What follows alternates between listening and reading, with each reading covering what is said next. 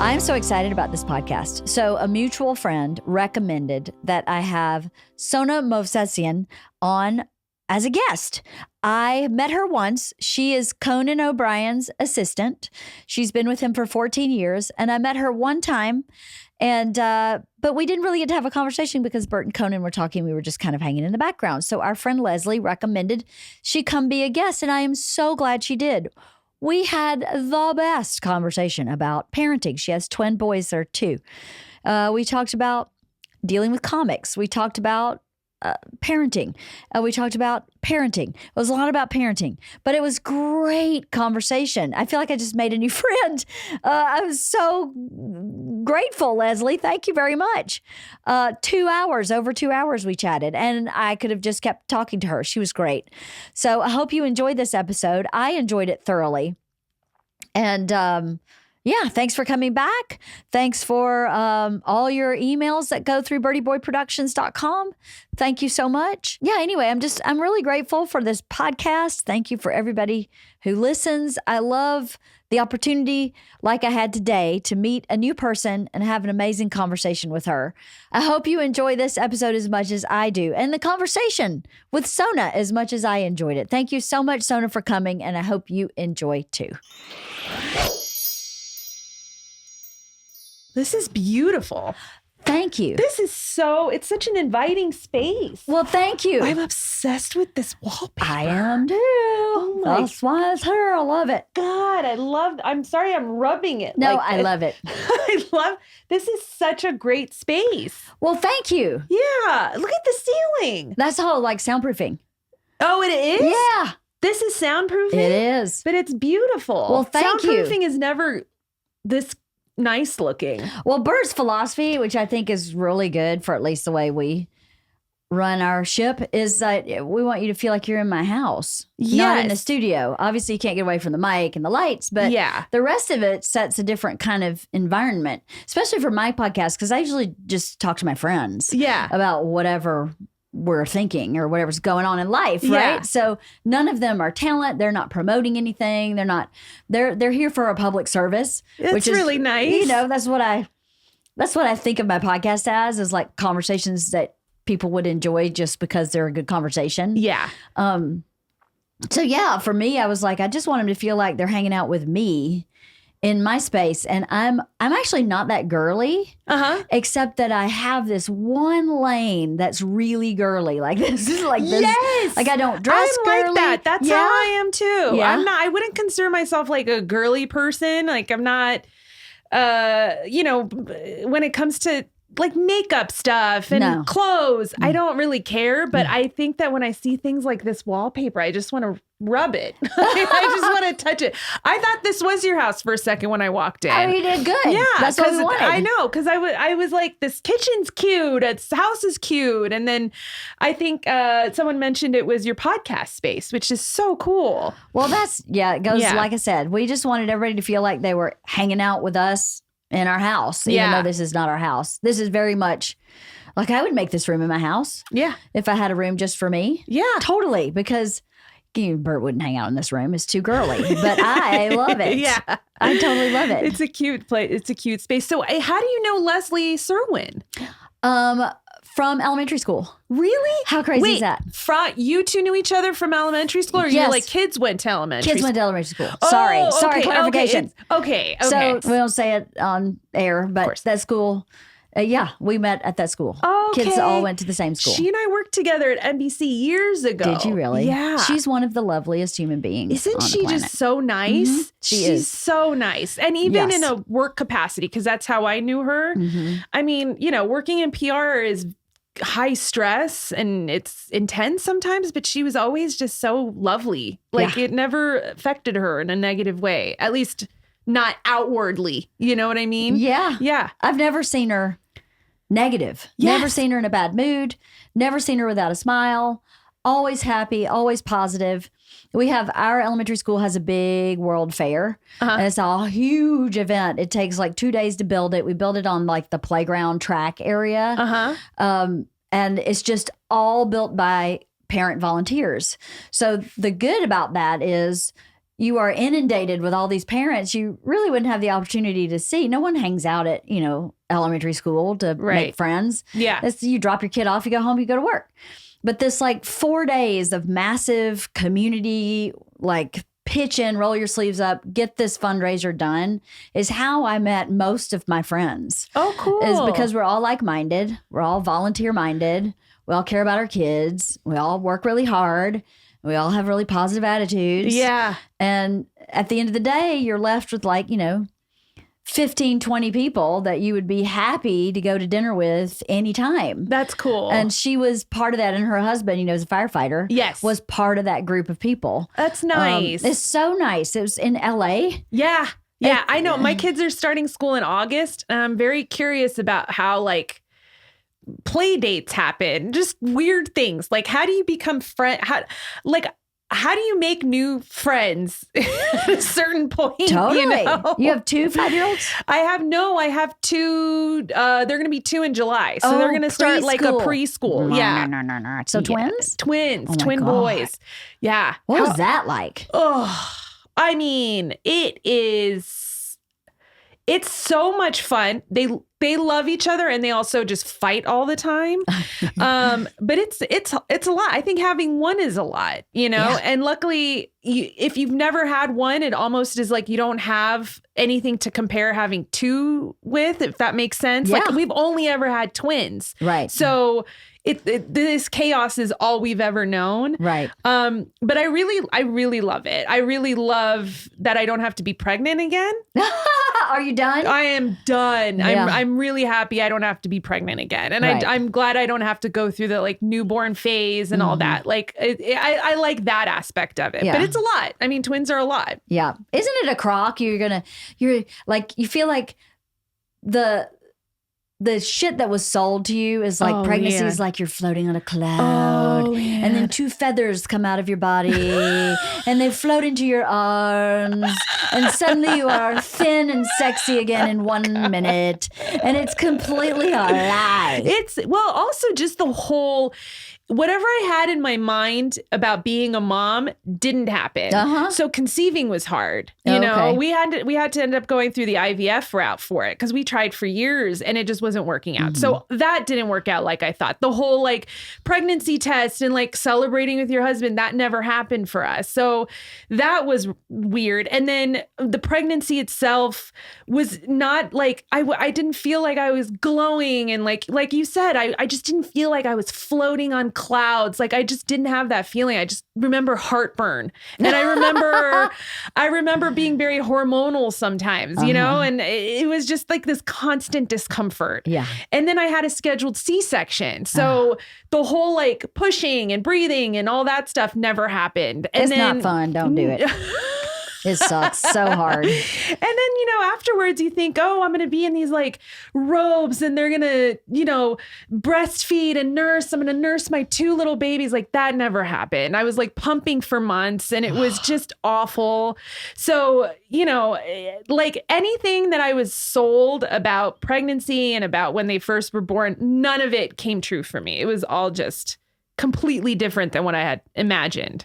Exactly. I think they have to perpetuate the lie so that we can continue populating the earth. Yes. Because if someone really gave you the real, you'd be like, fuck that. Yeah. No, yeah. I'll adopt or I'll just do nothing. There's no way.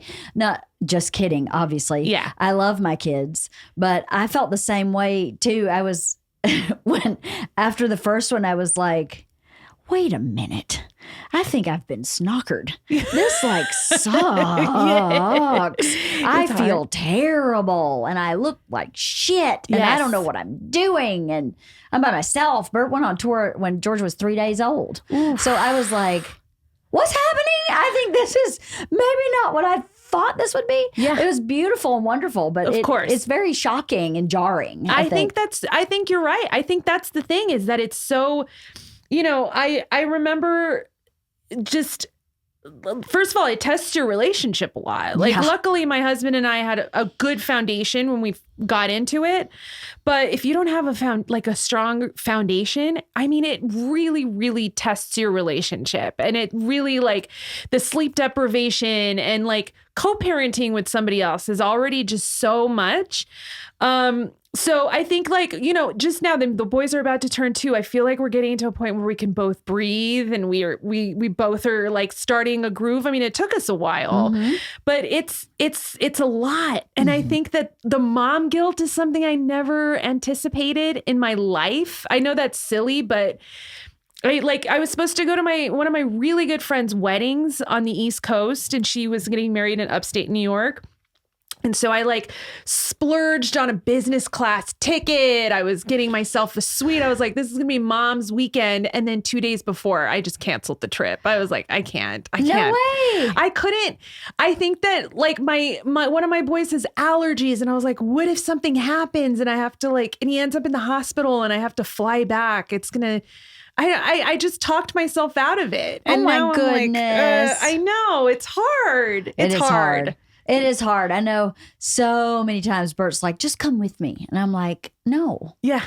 We still have it. I mean, we still have a teenager. But for years, it's just come. I'm going to Costa Rica to shoot this show. Just come with me. Yeah. The answer is always no. Because the obligation is your kid. Yeah. Right? And then part of you is like, I'm so lame.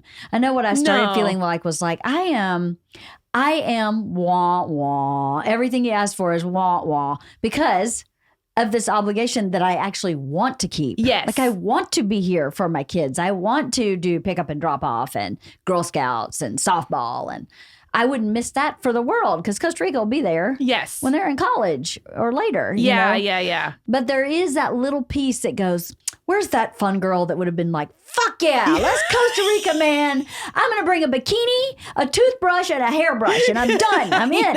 You know, the girl's not there.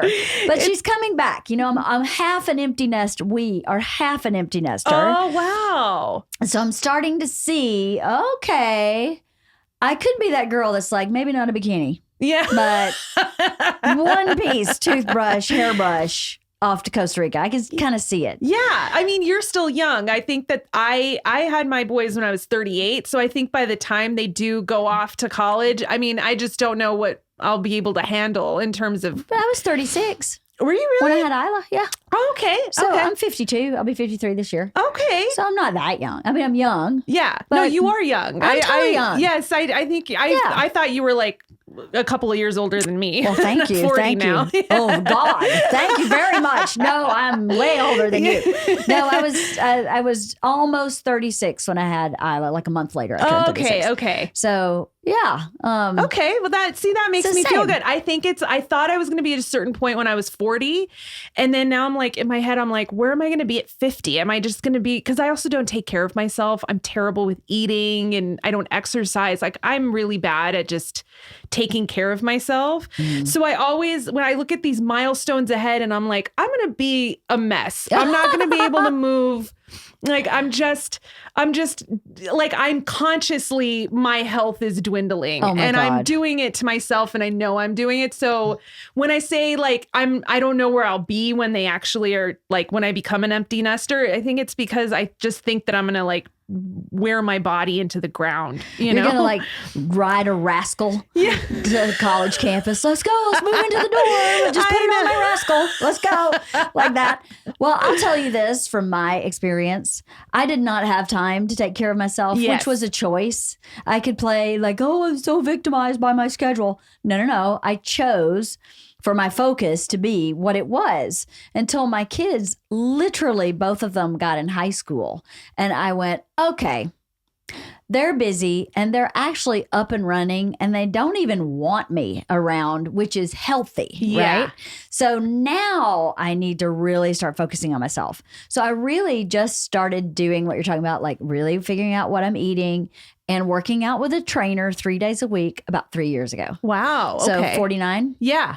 So until then, for my whole kids' childhood, I just didn't have the capacity. Yeah. And that's I sincerely mean that was a choice I made. There are lots of moms who chose to not do ABC and go work out with a trainer instead. Yeah. And I just didn't have the bandwidth. I was a single parent because Bert's always gone. Yeah. So, and we didn't really have I never had a nanny. Yeah. You know, I don't have. Oh, you didn't? Yeah. Oh, no, I never had a nanny. My parents are nearby. That's awesome. And they help us a lot. Yeah. Yeah. I have and sisters-in-law that helped, but definitely was not like, put your life on hold so I can go work out. I wasn't doing that. Parents, I could probably do that. Yeah. But they're not my sisters. Yeah. They're his sisters. So it can't be like, so anyway.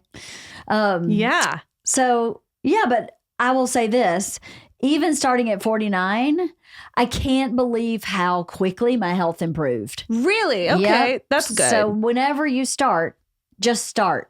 Yeah. Because until you get, I think, into your 70s, it probably will turn itself around way faster than we even know. I think so too. Yeah. I do. I think that's true. It just feels like, and I don't, it sounds like you're probably similar to me in the sense that like, I kind of just put myself on hold. Like it's all about them right now. Yeah. And I don't think that's necessarily completely healthy. I think that there is a good balance to find. Yeah. But you know, if I'm eating breakfast with them and they want it, I'll just give them my food. Like you know what I mean? And I get to the point where I'm worried about what they're eating, worried about what they're doing, worried about like how they feel and if everything is fine, if whatever, they're safe, that I just forget about myself sometimes. Yeah. But I think I'm okay with that too. Yeah, I'm okay with that kind of mothering. Mm-hmm. And I think it's because I worried about myself for so long that I'm fine being super selfless now because I was the center of my universe for such a long time. Right. You know, I mean, my husband's really the first serious relationship that I had. I was a serial dater up until I met him. So to be able to just be completely selfless now and not have to worry about myself is actually kind of a nice break in a way. Right? Yeah. Yeah, I can see that. Yeah. Because when you are self-focused, it can be very exhausting. Yeah. Because sometimes like you're supposed to make yourself happy and be self-contained in a certain way. But there's definitely parts of life that require relationships, right? Yes. Like relationships, not serial dating, but like a real relationship. And when you're in a real relationship, it forces you out of yourself, I think. It forces you to look at the other person and really see them and then reflect on yourself where you may not be doing something the best or, you know, you could improve over here. And I think relationships are just one of the best teachers on the planet. Yeah. You know, even relationships with bosses, with coworkers, with any kind of authentic relationship like that, where you have to care for another person in some capacity. Yeah. Is really healthy. I often say that my first, like, Conan was my relationship before I actually met my husband. I mean, I tended to him I was so worried about him all the time, making sure that he was like, he was happy and fed. He's basically been replaced by my kids. He was a good primer for my children. Yeah. Yes. He's like, is he fed? Has he been changed? Yeah, right. Has someone dusted the tush? Perfect. Pants up, zip, good. That's funny. Yeah. So I mean, like in a way, he was because also there would be moments where we'd have like conflict and we'd have to talk it out with each other, you know, and that was new to me. And so that's another thing that I've sort of taken with me to my relationship with my husband is he was sort of this primer in a way for my marriage. And it's this thing that had to be nurtured. So yeah. And I think that could also be why I dated so much is because I just didn't have the bandwidth to have a serious relationship with someone. And I knew I wasn't ready for it. And then I met my husband and I was like, okay, like he's now my priority. Yeah. Yeah. And now you're ready. Yes. Yeah. You kind of learned with Conan. Yes. Yeah, you learned. That's what people do when they date and they are in serious relationships.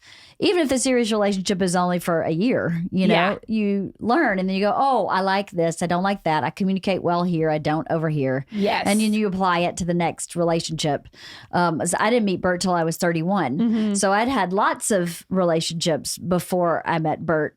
Some serial dating, some like real relationships where I thought I was going to get married and then went, oh, no. Note to self. Wow. This portion is not going to work for you long term. This will work for you over dinner. After dinner, you may have a problem. So let's start looking for something that doesn't do that. How far did you go? Were you engaged already? I had been proposed to once when I was in my early 20s, like 23, 22.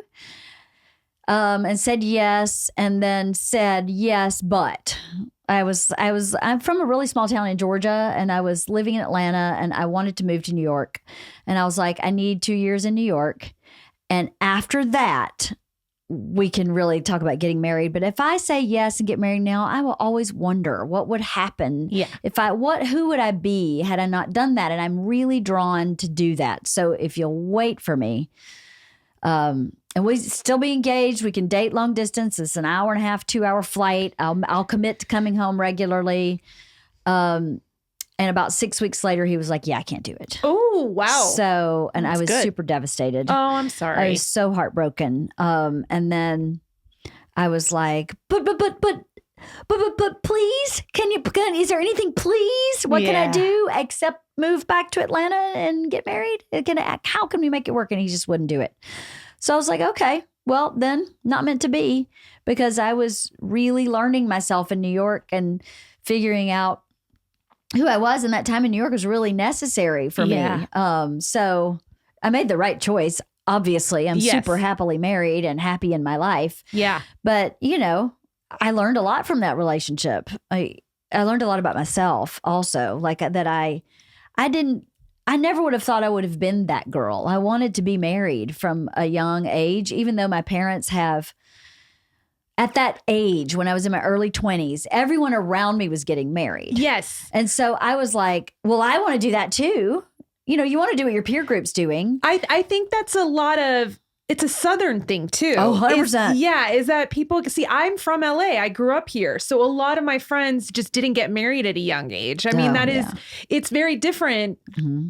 Growing up here where people were like, I'm just going to be single for a while and just see how that is, compared to other areas of the country where people just get married earlier and start a family. And that's just how it is. So it must have been really like, it must have been so strange for you to just be like pulled in one direction, but feel like you should have been going in another direction. That must have been so hard.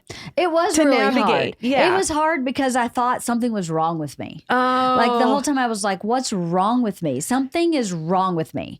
Like everybody I knew was either married or engaged by the time they were a year out of college. Oof. So, I mean, I don't remember anybody who wasn't in my peer group, either married or engaged. And so I was crying to my dad one time going, what is wrong with me? Like, I am not in this place.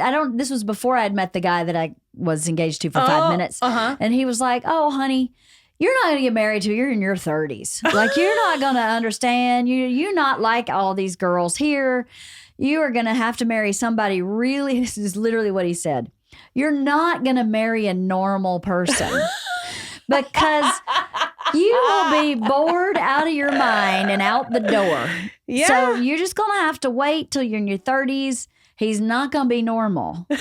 So just be patient. And I was so heartbroken when he told me that. I was like, what are you talking about? Oh, my God. What do you mean? I'm not like all these other girls. He's like, you're just not. You're just not like these other girls. So that's nice that your parents weren't putting the pressure on you, though. Oh, no. That's so refreshing. Sure not, no. That's so refreshing that he saw you that way. Well, I think what he wanted and what my dad has always wanted was for me to be happy. Yes. And I think he's always seen me as exactly who I am. He's very seldom have I ever felt misunderstood by my dad. Yeah. And so my parents are divorced. So my dad's parenting is very different than my mom's. And so my dad, I think, just is an excellent observer of life in some ways. And so he was just observing who I was dating and why it was falling apart and what my complaints were. Yeah. And he just went, oh, yeah, this is going to be,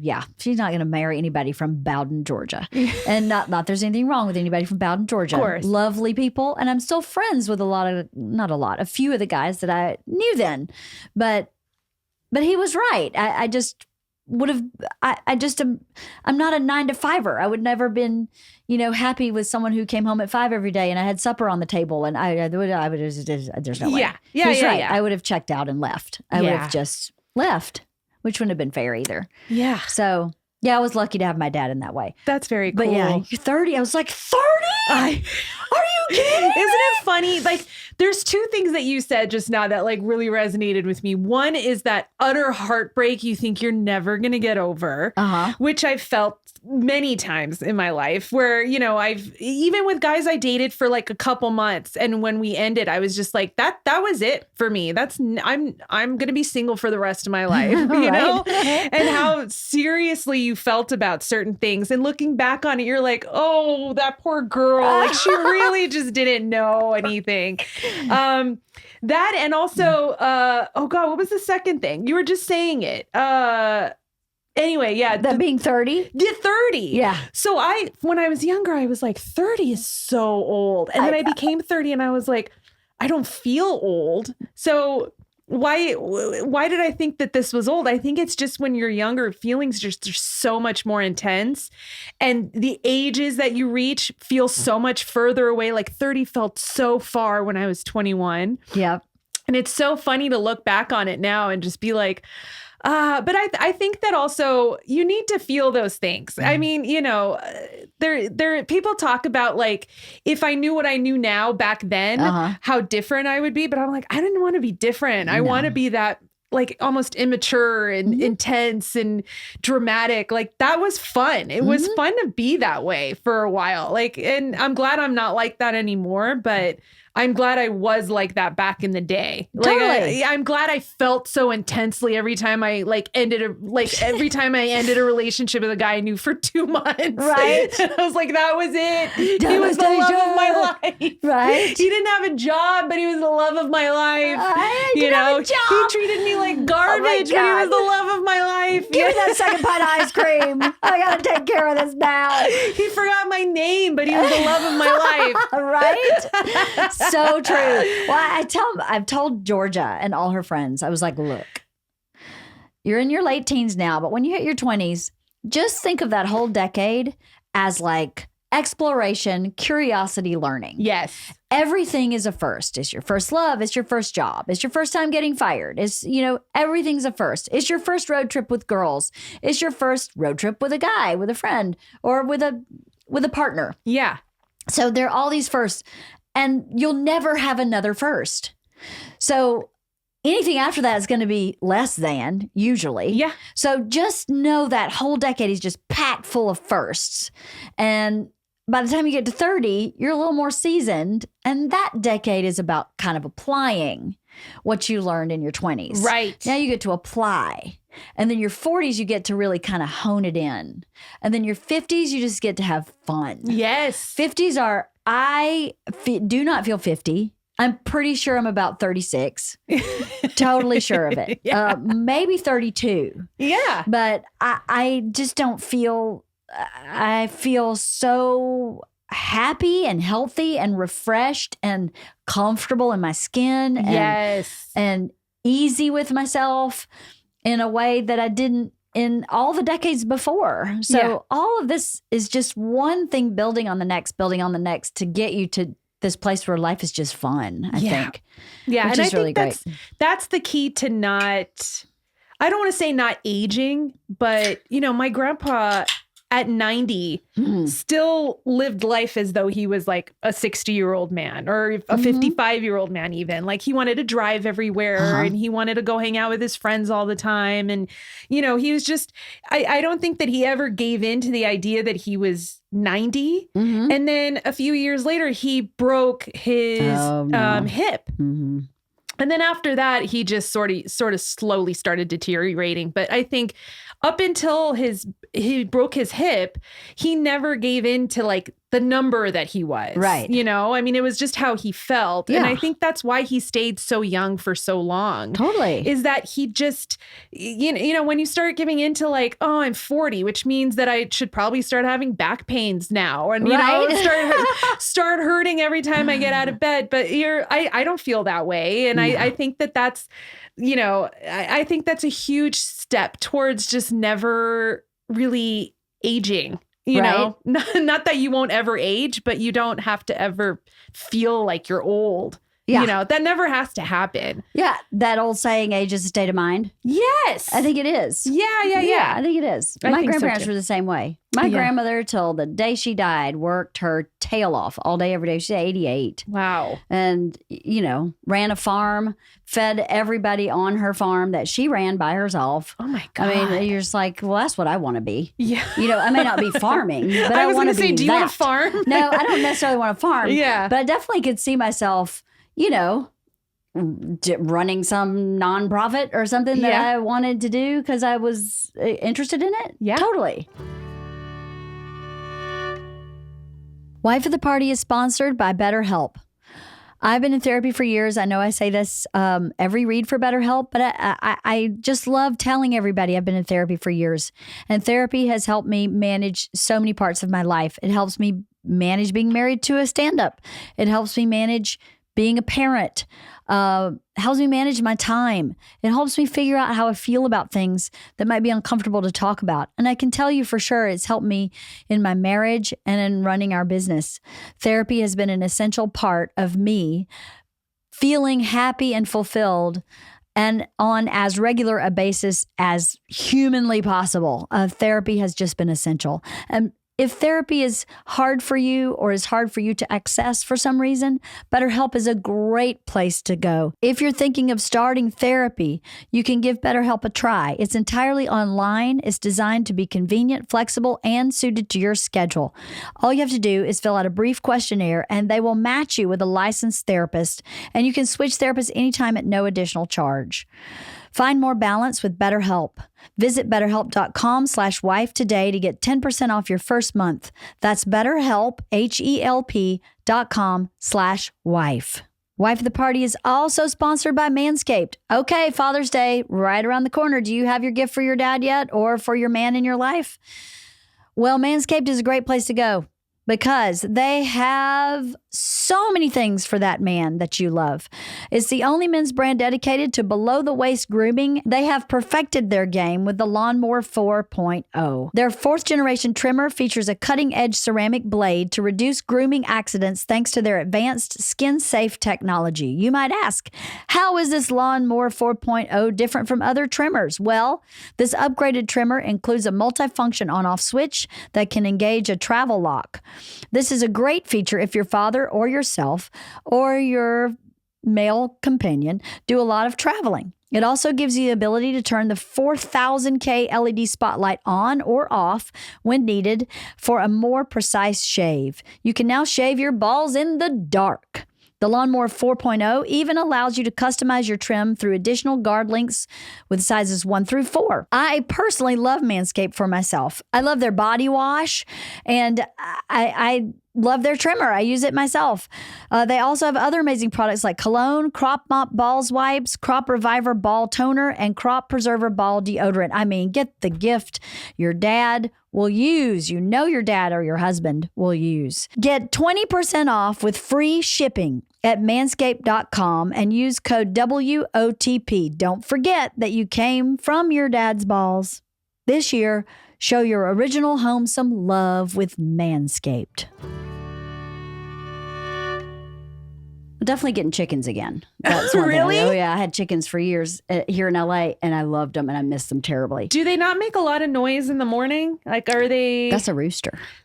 Don't you need a rooster? Is it just a chicken? Do you need a rooster to make an egg?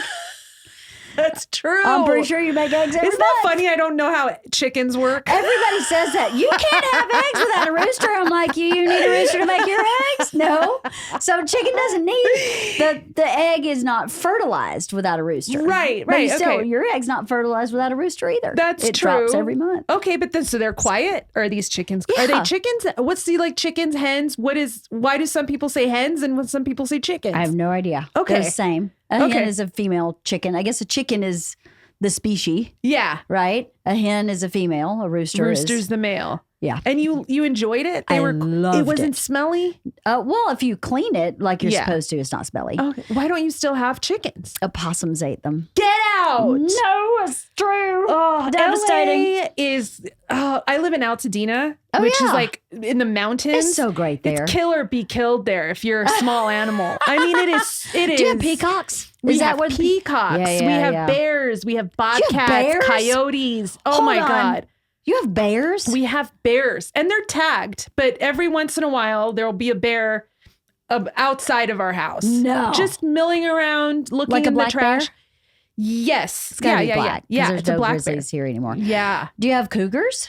Mountain lions? Yes. Wow. Yeah. We have all the animals you can possibly think of. How up there. crazy. It's fun, but it's also, we have a small dog. So I'm always thinking she's going to get eaten. Yeah, totally. And you could hear the coyotes when they like catch something and that screeching that they do. Yeah. And it's so quiet up there. So you could hear it like echoing through the mountains. Ay. But I love it, but it's hard to have chickens in this city because it is. they're just going to get eaten. Yeah. A possum. Possum, yeah. I didn't know. You know what? This is awful. My grandpa was a butcher since he was 12 years old. Oh my God. One of my earliest memories, we moved into our house when I was 4 and there was a possum there. And my grandpa, without even thinking, took a rake and just impaled it. Oh my and God. held it up. And it was just this lifeless possum just hanging off of this rake. Oh my God. And he was like, I got the possum and I was 4 and I looked at this dead, mangly possum and it's singed in my memory. Oh yeah. Oh my God. I would It was imagine so. horrifying. That's awful. Yeah. It was horrifying. Different generation, those guys, wasn't it? Like a choosh, and here's a snake. I mean, Yes. same thing. My uncle cut the head off a snake in his driveway and just left it and let it decompose in the driveway, which to me was amazing because I was young and every day we'd go out and see what state of decomposition it was in. I mean, it decomposed to the bone. He never moved it. Crows were eating it. Buzzards were eating it. And at the end, there's just like this spine and rib cage left in his driveway. But as a kid, I was super curious about the scientific piece of it, of the decomposing. And you cut a snake's head off, it keeps moving. It moves for like hours. Oh, the whole body no. just keeps moving. And you're like, let's go see if it's still moving. Oh my God. And now my kids would be like, what? What are you doing? No way. I thought it was the coolest thing ever. And now looking back at that, I'm like, that's pretty sick. That's pretty bad. That's not good. I know, but it is a different time. Like my grandpa didn't even grow up here. He immigrated here. Where was he from? We're Armenian, but he's from Turkey. Okay. So my family's from Turkey. They grew up there and then they all immigrated here. And then my brother and I were born here. But, when I say he was a butcher since he was 12, it's because he was just sort of sent off to create a life for himself when he was that age. Wow. Can you imagine? No. Like his parents were still back in the village that they were growing up in, and he was in Istanbul, which is the major city. How far away was it? That's a good question. I'm not sure. I think Not I don't walking even know. distance. Well, walking back then, yeah, I think, because they didn't have cars. So he had to like walk probably, I don't even know how long, I mean, I can't even wager a guess, but he was sent off to like learn a trade and he was 12. That's crazy. I know. My niece is going to turn 10. And I'm like, he's 2 years older than my niece. She just seems so young. Yeah. But, he just had to figure shit out. That's so crazy. Isn't it nuts? Yeah. It's nuts. Also, just the idea of like immigrating here. Like my dad came here when he was 16, 17, and he came without his parents. He came here to go to school. Came by himself? By himself to go to school. And I'm like, I couldn't do anything by myself. How did they get him here? They just on a They boat? put him on a plane. On a plane. Yeah. And he just came out here in the 60s. Wow. Yeah. And he landed in LA? He came to LA. Yeah. Mm-hmm. Yeah. And just kind of figured it out. His family, like his brothers had already started he's one of 6. Oh, okay. So his older brothers started coming out here. I think one of his older brothers came first, then my dad, then the rest of them came. So he had people here that could help out, but his parents weren't here. Right. So, you know, just the idea of these kids doing stuff without their parents around, it's just mind blowing to me. Yeah, it is crazy. It's a very different time. Very different. Yeah. 16. Where did he go to school? He went to Montebello High. So he went to Montebello. Do you know Montebello? I mean, it's one of those I've heard places. of it. It's one of those places where even if you live in LA for like 40, 50 years, you've never been to Montebello. I've never been there now. Yeah, it's right by East LA. Okay. So it's the next town east from East LA. Got it. Okay. And he went to the high school there. Were there a lot of Armenians there? Why Montebello? That's a good question. I think that, well, now, you know, there's a lot of Armenians in Glendale and even here. I mean, I saw an Armenian flag walking here. Yeah. And so I think that, but at the time, a big community was in Montebello. Okay. So I think it was like a lot of immigrants, you come to wherever your community is. That's what my dad did. Yeah. Yeah, that's what I figured. That's crazy. It is. Yeah. But to me, see, I don't see you and think she's Armenian. I see you and think you're a woman. Yes, I know. It. So, but where I grew up, obviously, the South, there were only 2 races. Yes. I never saw an Asian person. I never saw anyone who was not Christian. I never saw anyone who was Catholic growing up. Wow. I mean, it was like Methodist, Baptist, Presbyterian. That's it. And everybody was either black or white. What was it like growing up in LA as an Armenian? Did you feel like you were different than everybody else? Because I know in the South, you would be really different. Yes. You know, like you'd be like an anomaly. It's funny though, because I'm, you know, racially, I'm white. I'm Caucasian. Yeah, that's what I would I'm also you come to my house and there's like a lot of different smells and we're speaking a lot of different languages. And so do you speak Armenian? I do. I speak Armenian and a little bit of Turkish too. That's amazing. I know. I mean, that's the beauty of like growing up in an immigrant community is that you automatically sort of just learn another language. It's so much cooler than being white. I'm telling you, it is so much cooler. I was just saying this to somebody the other day. Our closest friends, our closest personal friends are Chinese and Vietnamese. And so I have no knowledge of anything Asian until I became friends with them.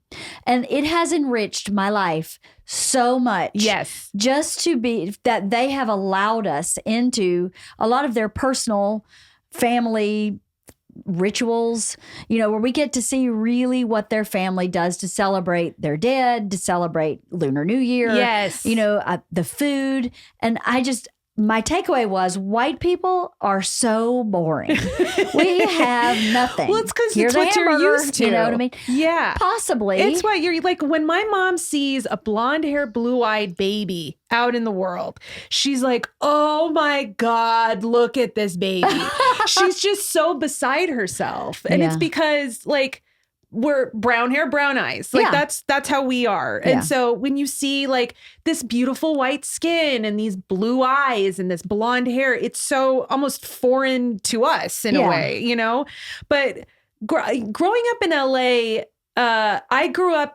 So after Montebello, we moved to Hacienda Heights and there are no Armenians in Hacienda Heights. Okay. There's maybe like a few families here and there, but I went to public school with no Armenians. And I loved it. Yeah. And, you know, it was incredibly diverse back then. So my friends looked like we were like a Benetton ad. That's like awesome. we were checking off all these boxes. And then after that, in 7th grade, from 7th grade to 10th grade, my parents sent me to an Armenian private school. Oh, wow. So I went from this super like mixed kind of background to where all my friends were from different places to all Armenians. How crazy. It was nuts. And, you know, looking back on it, I was like, oh, I've never really appreciated what a shock that was. Right. You know, how to go from like something like public school to not just a private school, but a private school where it's all Armenians. But I learned my language. I got sort of connected with the culture and the history more. I appreciated it. Because that's the thing. If you immigrate to a country, assimilation is just just goes with the territory. Totally, yeah. You know, and as we're here for more and more generations, our connection to our culture just kind of, you know, it changes. Yeah, it doesn't totally. necessarily have to fade away, but it changes.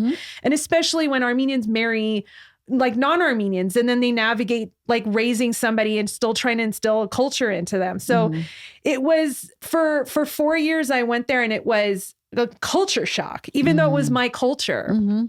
And then I left after 10th grade because I was like, I loved it. It was great, but I think I need diversity. I need to be around people who are different than me. Right. So, but I'm really glad I went and now I'm sending my kids to an Armenian preschool. That was my question. I was going to ask you, are you? That's so cool. Yeah. I love that. I think that's awesome. I'm excited. We were looking at a lot, but there's something about, because it's till kindergarten, and by the time they get to kindergarten, they will have learned, hopefully, the American alphabet, but also the Armenian alphabet. That's amazing. Which is really nice to know. You know, I to like know that they'll know both those alphabets just means a lot to me. And you'll be able to talk to them. I'm sure you speak. Do you already speak to them in Armenian? Yeah, we do. In Turkish? Yeah. No, not Turkish, but mostly Armenian. Is your husband Armenian? Yes, he is. How about that? He's the first Armenian guy I dated, and he's the one I married. I mean, do you think that's a coincidence? I think we're all we have this pressure to marry Armenian guys, but I never felt that because I just kept dating non-Armenian guys. But I think I would have been with him regardless of what he was, just because of who he is. Yeah. I asked that only because I was dating guys that, how do I put it? Don't have any kind of redneck base, right? Okay. Bert's got some redneck base. Does he? And let me tell you, neither of his parents do. But he grew up playing baseball in Florida. Oh. And in that culture, playing baseball, like fall ball, spring ball, like year-round baseball in Florida. And the culture in Florida of kids that play baseball is very redneck base. It's like football in Texas, maybe? Yeah. It's like intense. It's all consuming. It's all consuming, but the people involved in it, the parents and the kids involved in it are redneck. They're like when I first started hanging out with Bert, he would do stuff like take his shirt off, never wear real shoes. He would like dip tobacco because he's from baseball, right? But that's what I grew up with too, in like trailer parks. Also no shirt, also flip-flops, also dipping. Also some of these conversations we'd have with each other. We had similar experiences as kids. So we had like a base that was a shortcut to understanding each other. Yes. Does that make sense? That makes total sense. It's the same with me and my husband. Yeah. So I was wondering if even though the Armenian piece wasn't intentional, if that did that for you. It did. Yeah. It absolutely did. Yeah. It 100% did. Yeah, for sure. So you connected with Bert on that level in a way. Okay. On that level. I didn't go to private school. Well, I went to private school like in elementary school, but I went to public high school. He went to private school all through school. Parents at a country club. Mine definitely were not.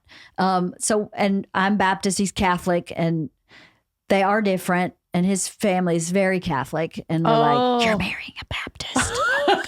Like his mom didn't even come to our wedding because he was marrying a Baptist. Did you get married in the Catholic church? No, we got married in my Baptist church at home. And she was like, pass. We'll not be going to that. But yeah, I oftentimes think I understand him. You know, he has this reputation, rightfully so, of being kind of like gross. You know, like he's a slob. He doesn't clean up after himself. You know, I used to find like flossers in the cushion of the couch where he'd floss and go like, oh, stick it right here. I'm fine. I'm good with that. That's kind of gross. It's just guys. You know, he would clean his ears out and then leave the used Q-tips on the top of the door jamb. And I'd be like, what the actual fuck are you doing? But there was a part of me where I go, I get it. He's just a freaking redneck dude. Yeah. And so I don't have the judgment on it. I think some more refined women would be like, that's the most disgusting thing I've ever seen, and I won't even look at you anymore. Right. But I understood, like, he's He's just being an asshole. Yeah. To be an asshole because he thinks it's funny. Yes. And I kind of think it's funny too. So on that note, yeah. What is it? I know what it's like to work for a comedian, but to be married to a comedian is a lot. Are there times when can he turn it off when he comes home, or have you learned to just deal with the fact that he's going to constantly like do bits and make you laugh, or is that something you enjoy? No, he doesn't do that. Really? No. Our relationship, I think, is really interesting because I think from the very beginning, we have been partners in his business. So I was a writer. I wrote screenplays. I wrote comedy screenplays. I had 4 that were optioned, 1 that was actually made. It was not a big deal. It was a very small, low budget. Big deal. But that is a big, but I was actually writing. Yes. I'm not someone who says, I was a writer. No, I actually wrote like 8 screenplays. Yes. And I actually had some traction and was writing. But when we met, I met him as a writer. So when we were dating, we were talking about what was I writing? What are you writing for jokes? What's our creative path individually? So then when I got pregnant, I got really, really morning sick and just was like, fuck everything. I can't do anything except not throw up. The whole pregnancy? Till I was about 6 months pregnant. No. Yes. I never threw up, but I spent all day long like, I got to lay down. Like I'm so nauseous. Brutal. I saw a Quiznos like billboard and had to pull over the car because I was like, I'm going to vomit. Oh my God, that sandwich haunted me. I know exactly where I was. I was on Fairfax Boulevard. I was south of Pico and it was on this side of the road. And I was traveling north and I saw that Quiznos sign and went, oh my God. It's not a ringing endorsement for Quiznos. I've never eaten Quiznos again. My apologies. I'm sure it's delicious, but I can't do it. That one. So I was like that kind of nauseous for a long time. And then by the time I had Georgia, Bert was traveling. So I was like, there's no space and time for me to write. And I'm cool with that. But part of my own creative fulfillment was spitballing with him about stuff. But he does not show up and he is not on. He shows up here and just kind of melts and relaxes. Okay. And there are times when he works on bits, especially if we're about to shoot an hour special. That month before is all he talks about. And that month before drives me crazy. Yeah. But for the most part, when we're here, and when we're not actually working like here in the studio, we're talking about what to make for dinner. We're talking about what went on for the dogs, for the girls. We're talking about where are we going for vacation. We're very much kind of normal. So he does lay it down. The part that's challenging is that comics aren't always rational. And sometimes that's challenging. It's like something very kind of normal's going on. And for him, it's like a level 11. And I'm like, this is a 2. Yeah. All right. How do I act like it's a 4 so I can get him to an 8?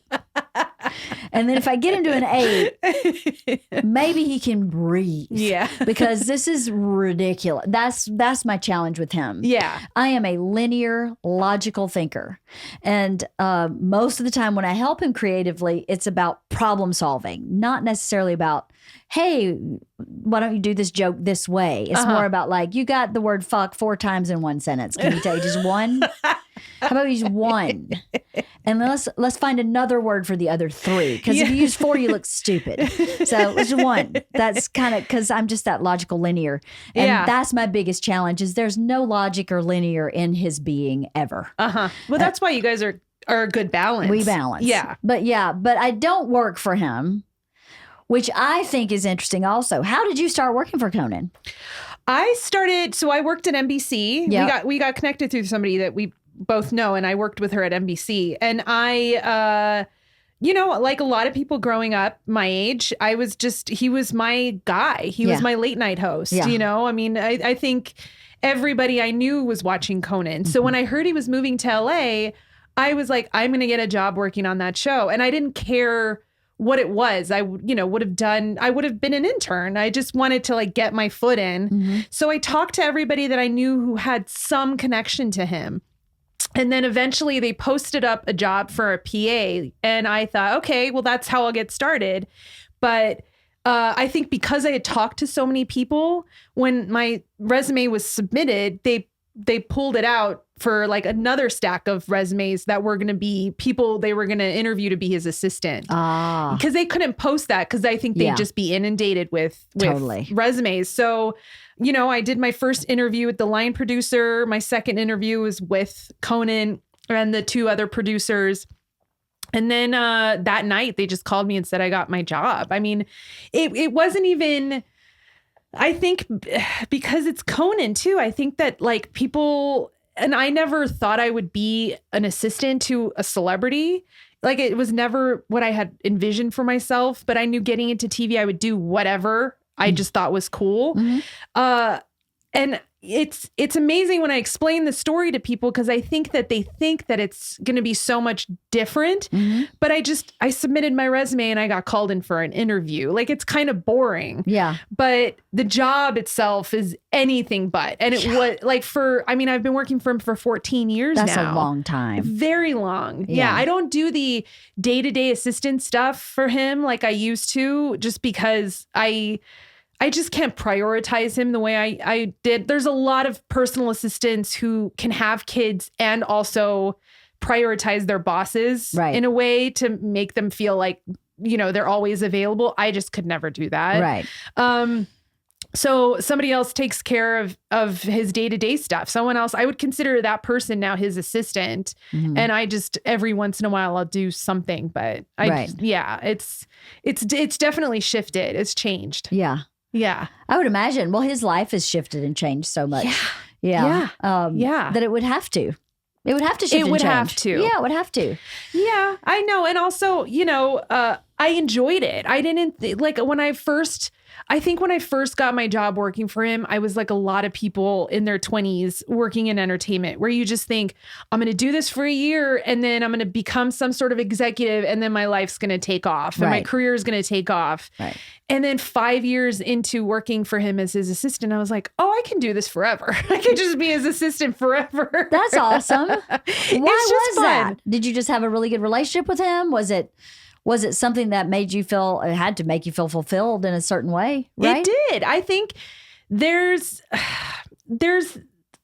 I think something shifted in the way I looked at it. So I think before I thought, I want to be an executive. I want to do something. I want to have my own assistant.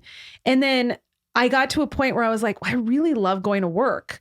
And that's rare to love to what you're doing and to love to go to work on Mondays. That's weird. That's rare. And you know, I get paid enough. I'm paying my bills. I work with some of my best friends. Like, why would I want to leave this now? Totally. You know?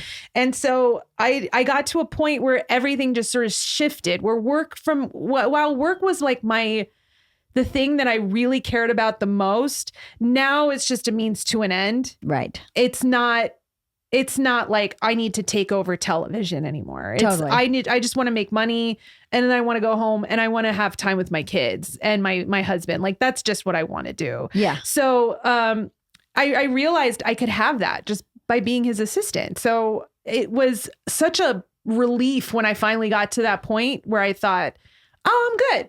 I like this. Yeah. This is fun. I can do this for a while. Yeah. Yeah. I think that's a really great thing to say out loud. Yes. Because people think, I say this all the time, it's so brave to change your dream, right? Yeah. The dream that you start with in your 20s, I was positive I was going to win an Academy Award as a writer. 100% positive. I don't really care at all about that. At all. Yeah. I mean, that'd be nice, but I'm doing nothing to get that done. So that dream isn't even in my stratosphere that I want. You know what I mean? Yeah. And to instead of being like, oh, I'm just never going to get that Academy Award.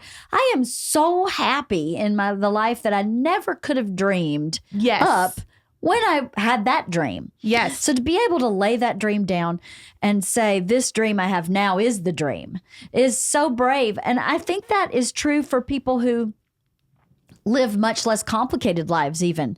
I know There are people who go into an office who are the receptionists at that office. They love every person in that office space and they're happy to come to work every day and they take care of their stuff, just exactly what you're describing. Yes. People who work at Target do the same thing. We have such a screwed up view of what success is. Yes. Success is happiness in your day-to-day life.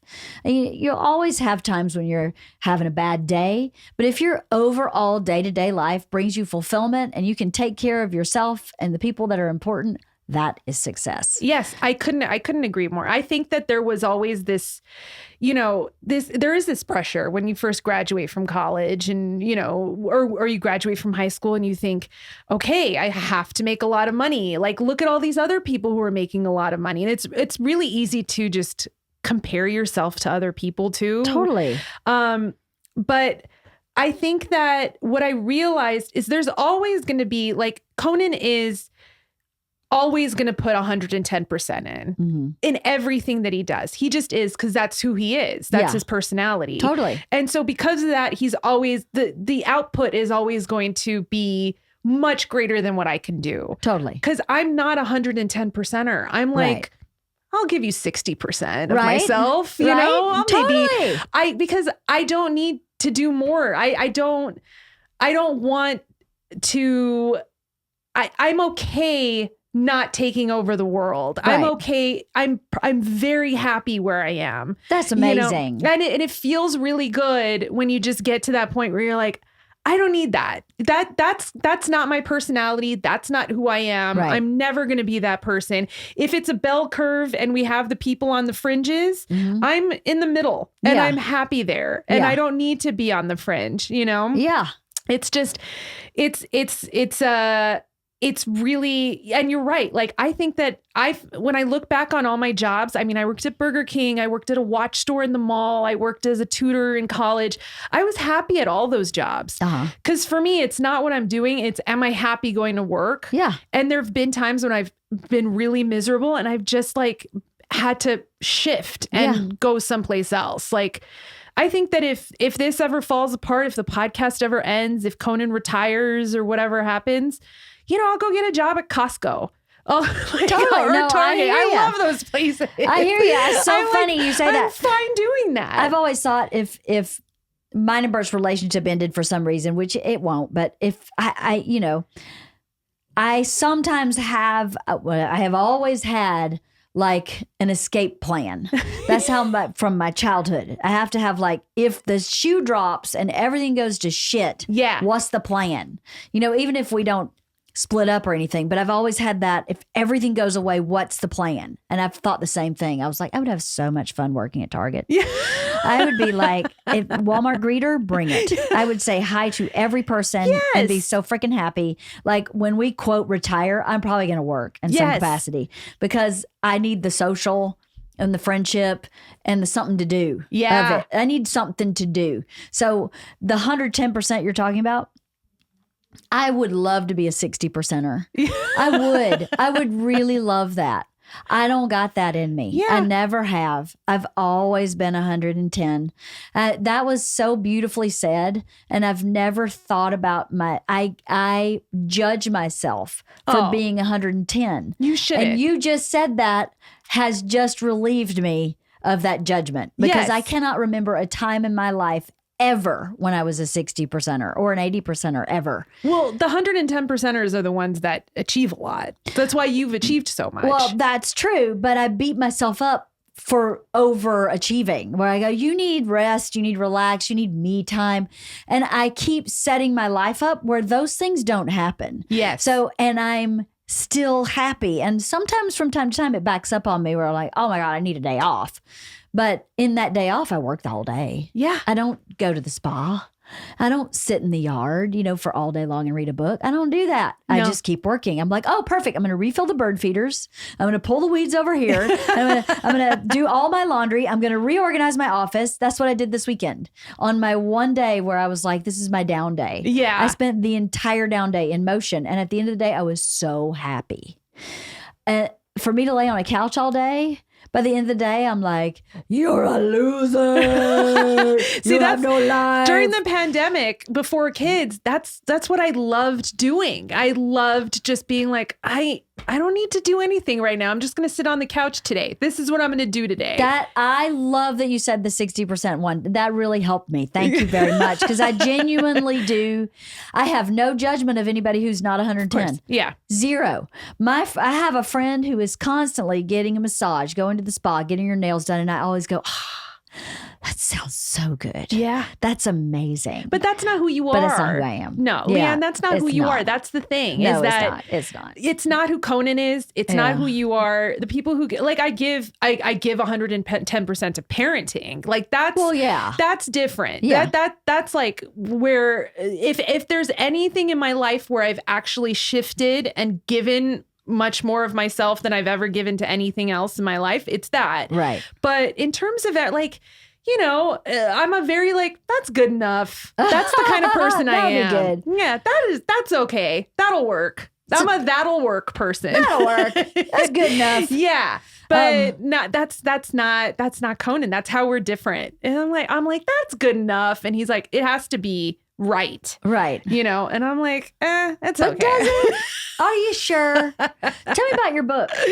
Well, I wrote a book called, it's aptly titled The World's Worst Assistant. Why is it titled that? So I think that when people think about personal assistants to celebrities, I think they think of people who are, and this is what I thought before I started working for a celebrity, a person who's like well known, is that you just give yourself to that job completely. You like compromise so much of your life for him. And like you're up until 2 a.m. on the phone helping him with something.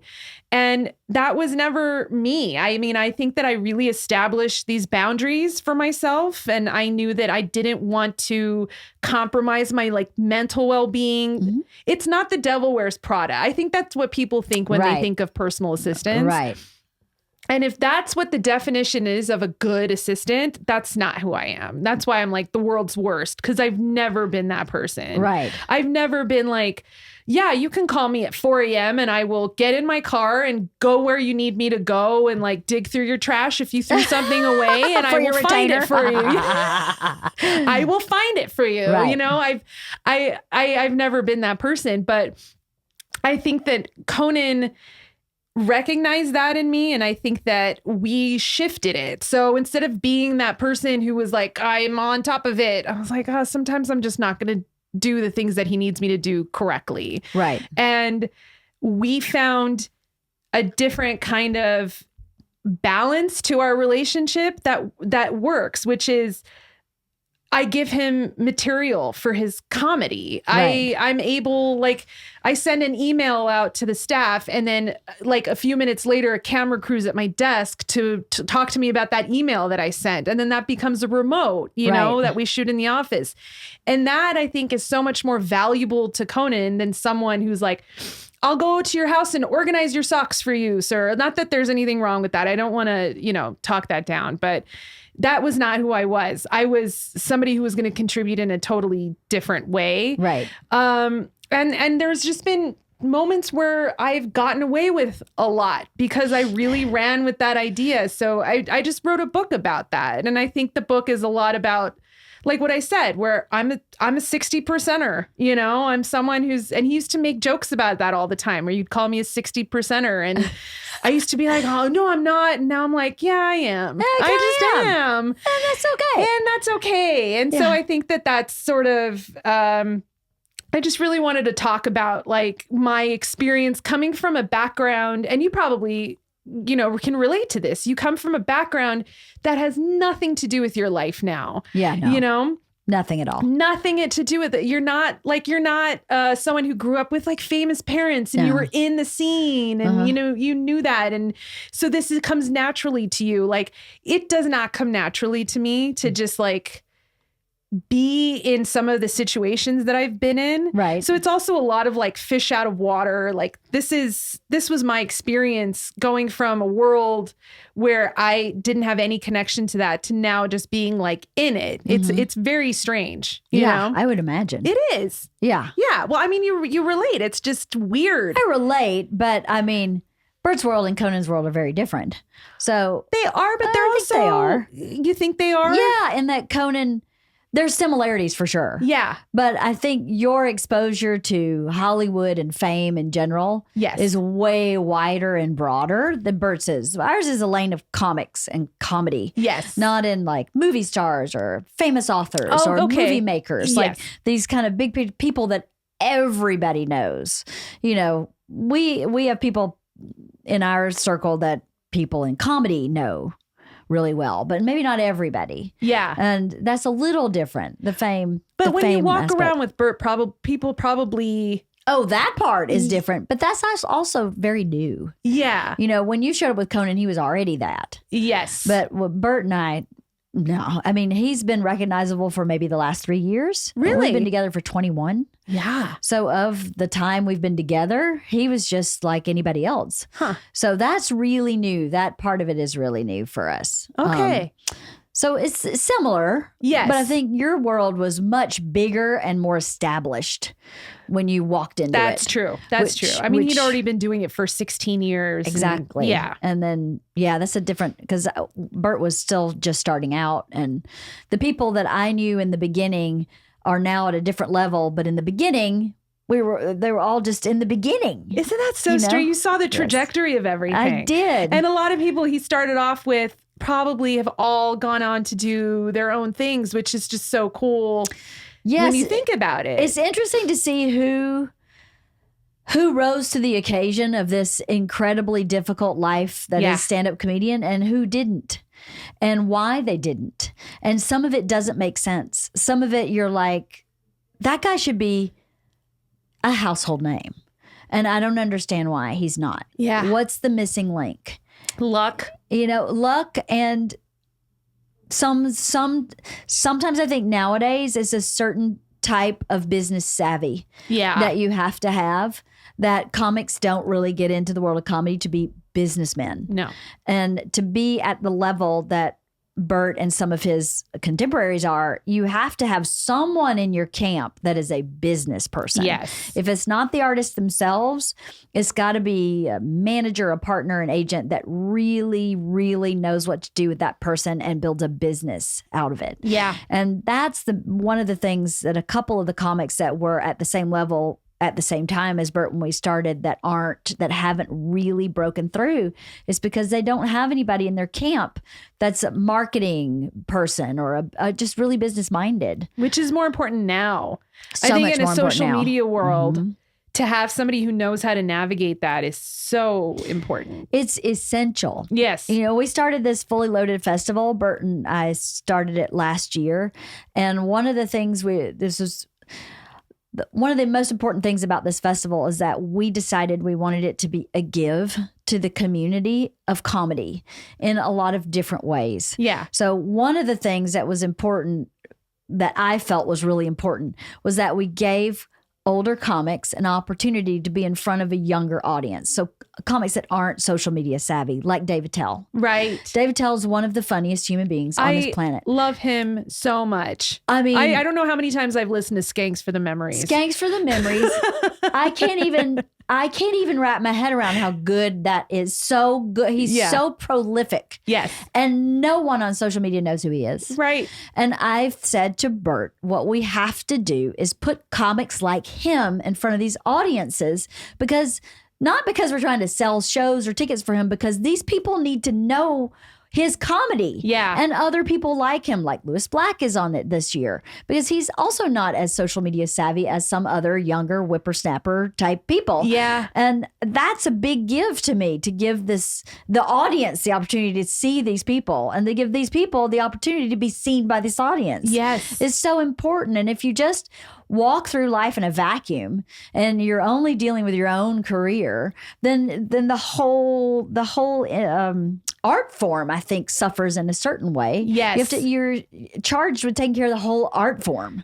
So that festival was partly to take care of the art form, for the older comics and for newer comics who maybe aren't also socially savvy, can be in front of this audience, and that we paid them what they deserved. Yes. Because in these festivals, no one gets paid well, but we pay them what their rate is, period. We give them massive swag bags because they should feel like they're valued. That's great. And stand-up comics just don't feel valued. Yeah. And there's don't. it's what I've always noticed about the stand-up world is that they all kind of know each other. It's tiny. It's shockingly tiny. It's tinier than any other world in Hollywood. Yeah. I mean, I'm surprised we had a lot of writers who did stand-up, and they would know all the stand-ups that would come on our show. And if they didn't, they'd go introduce themselves. They're all 1 degree separated. If they're not completely linked, then they know someone who knows someone who does that. Even new people. Totally. I mean, it is this beautiful world. And I think it's because the comedy clubs are very specific. You are on a lineup with a bunch of other people. So there's, you have no choice but to meet other people and get to know each other. And it's great at networking too. And I think that that's something that I've always loved about the stand-up world is that it's like it's almost like a fraternity, yes, but it's not all guys. Yeah. Yeah. It's almost like, it's like a family. It is. Really. And not everybody likes each other in the family. Sure. Then it's really like a family. Don't like each other in the family. But at the end of the day, if a stand-up is in need in some way, other stand-ups do show up to help, for sure. I mean, part of our Fully Loaded Festival is we partnered this year with Comedy Gives Back, because when we started the festival last year, I was like, a component of this for me is that we give 10% of what we personally made from this tour to Comedy Gives Back, because that organization provides for comics. Comics don't have a union. Right. They are not equity stages that they're playing on. They're non-unionized gigs. Every gig until you get to be like, Kevin Hart. Yeah. But then Kevin Hart doesn't need health insurance. Right. He gets it from SAG or from somewhere else. But there's no health care for these guys. There's no care for anybody. And when Bert was starting out, I had a full-time job and his parents helped us. Yeah. So I just look at all these young guys and go, you don't have a Leanne or a Gigi and Al, helping you. How do you get this done? I had the job that had the health insurance. Yeah. So Comedy Gives Back is working on getting these guys health insurance. I think it's just so important. Well, so much of the industry in general, I hate saying the industry, but like of entertainment is there's almost this sense of paying your dues. Mm-hmm. And until you pay your dues, you're not owed anything, which I think that I get that, but I also think that could be to the detriment for a lot of people that are starting off. You get paid pennies or put up with, a lot of mistreatment because you think you're just paying your dues. Like the idea of paying your dues is so vague that I think some people take it to a completely unhealthy perspective and direction, and it becomes something that's really to the detriment of people that are working out. But I think anybody at any level deserves a certain level of respect. And I think that, like the intern who's getting you coffee today can tomorrow write the biggest comedy movie that's coming out in theaters. So I think that the idea of paying your dues has definitely shifted. And I think for a lot of stand-ups, the idea of paying your dues is you do a set and you kill at a club that's making money off of you, but you don't get paid anything because you're getting the exposure, and that's okay. And maybe that was fine back in the day, but I don't think that's okay anymore, right? I mean, I feel like that's changed. Yeah. I mean, it's okay for the club. And as it's explained, a lot of times it's explained that when a name comes into a club, the club doesn't make money that weekend. The name takes all the tickets and they make the booze. So when a lesser name person comes in and they only get paid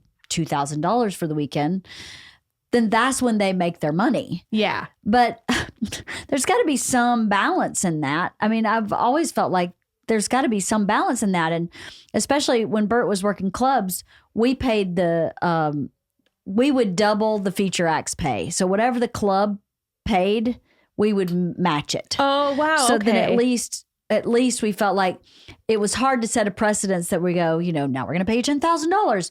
That would be too disruptive to the whole kind of paradigm. Yes. But to match it, we felt was fair. So if you get $1,000 from the club, we give you $1,000 too. So at least we've matched it. We've doubled your pay at least. That's really cool of you guys. Because when, he would work at a club, he'd come home with this little $500 check for the weekend. Yeah. And he'd be like, I got $500. And I was like, no, it's actually probably going to end up being like 75 because we got to pay for hotel. We got to pay for your flight. We pay for your food. Yep. Got to pay the agent, pay the manager, pay Uncle Sam. Yeah. End of the day, it's $75. And he'd be like, are you kidding me?